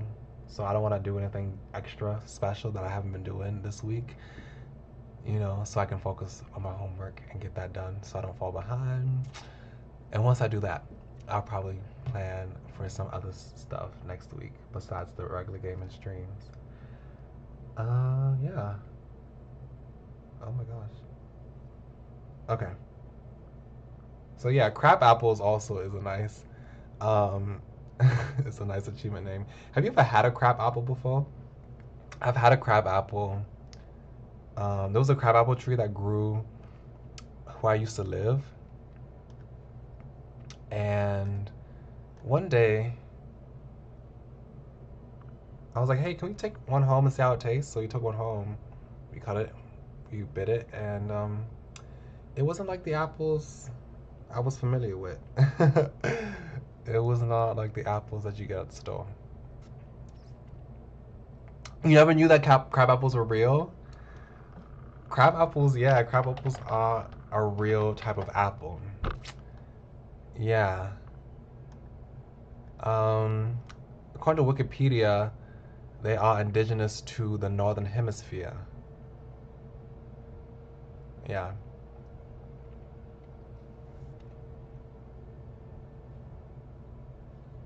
Mm, yeah. They are indeed a real thing. It's not like someone just took the word crab and just said, "Hey, apple made of," I don't know. But it's not literal, the name of it. So yeah, um, I love seeing the boys together on my screen like this. I love it. I love it. I'm so happy to see have them all together like that now. No, it's not a crab apple. It's not an apple that's made up of a crab or something like that. Oh, okay. But yeah, I'm going to call it for tonight and relax and probably I should do some homework tomorrow. But I'll do it tonight. But I'll do my homework tomorrow. Um, I'll do it tomorrow. I'm too lazy to do it tonight. And plus, I was watching something else. I kind of want to get back to that. I'll do it tomorrow. So yeah. Thank y'all very kindly for coming by. Much obliged, and I'll see y'all later this week. Y'all come back now. You heard me.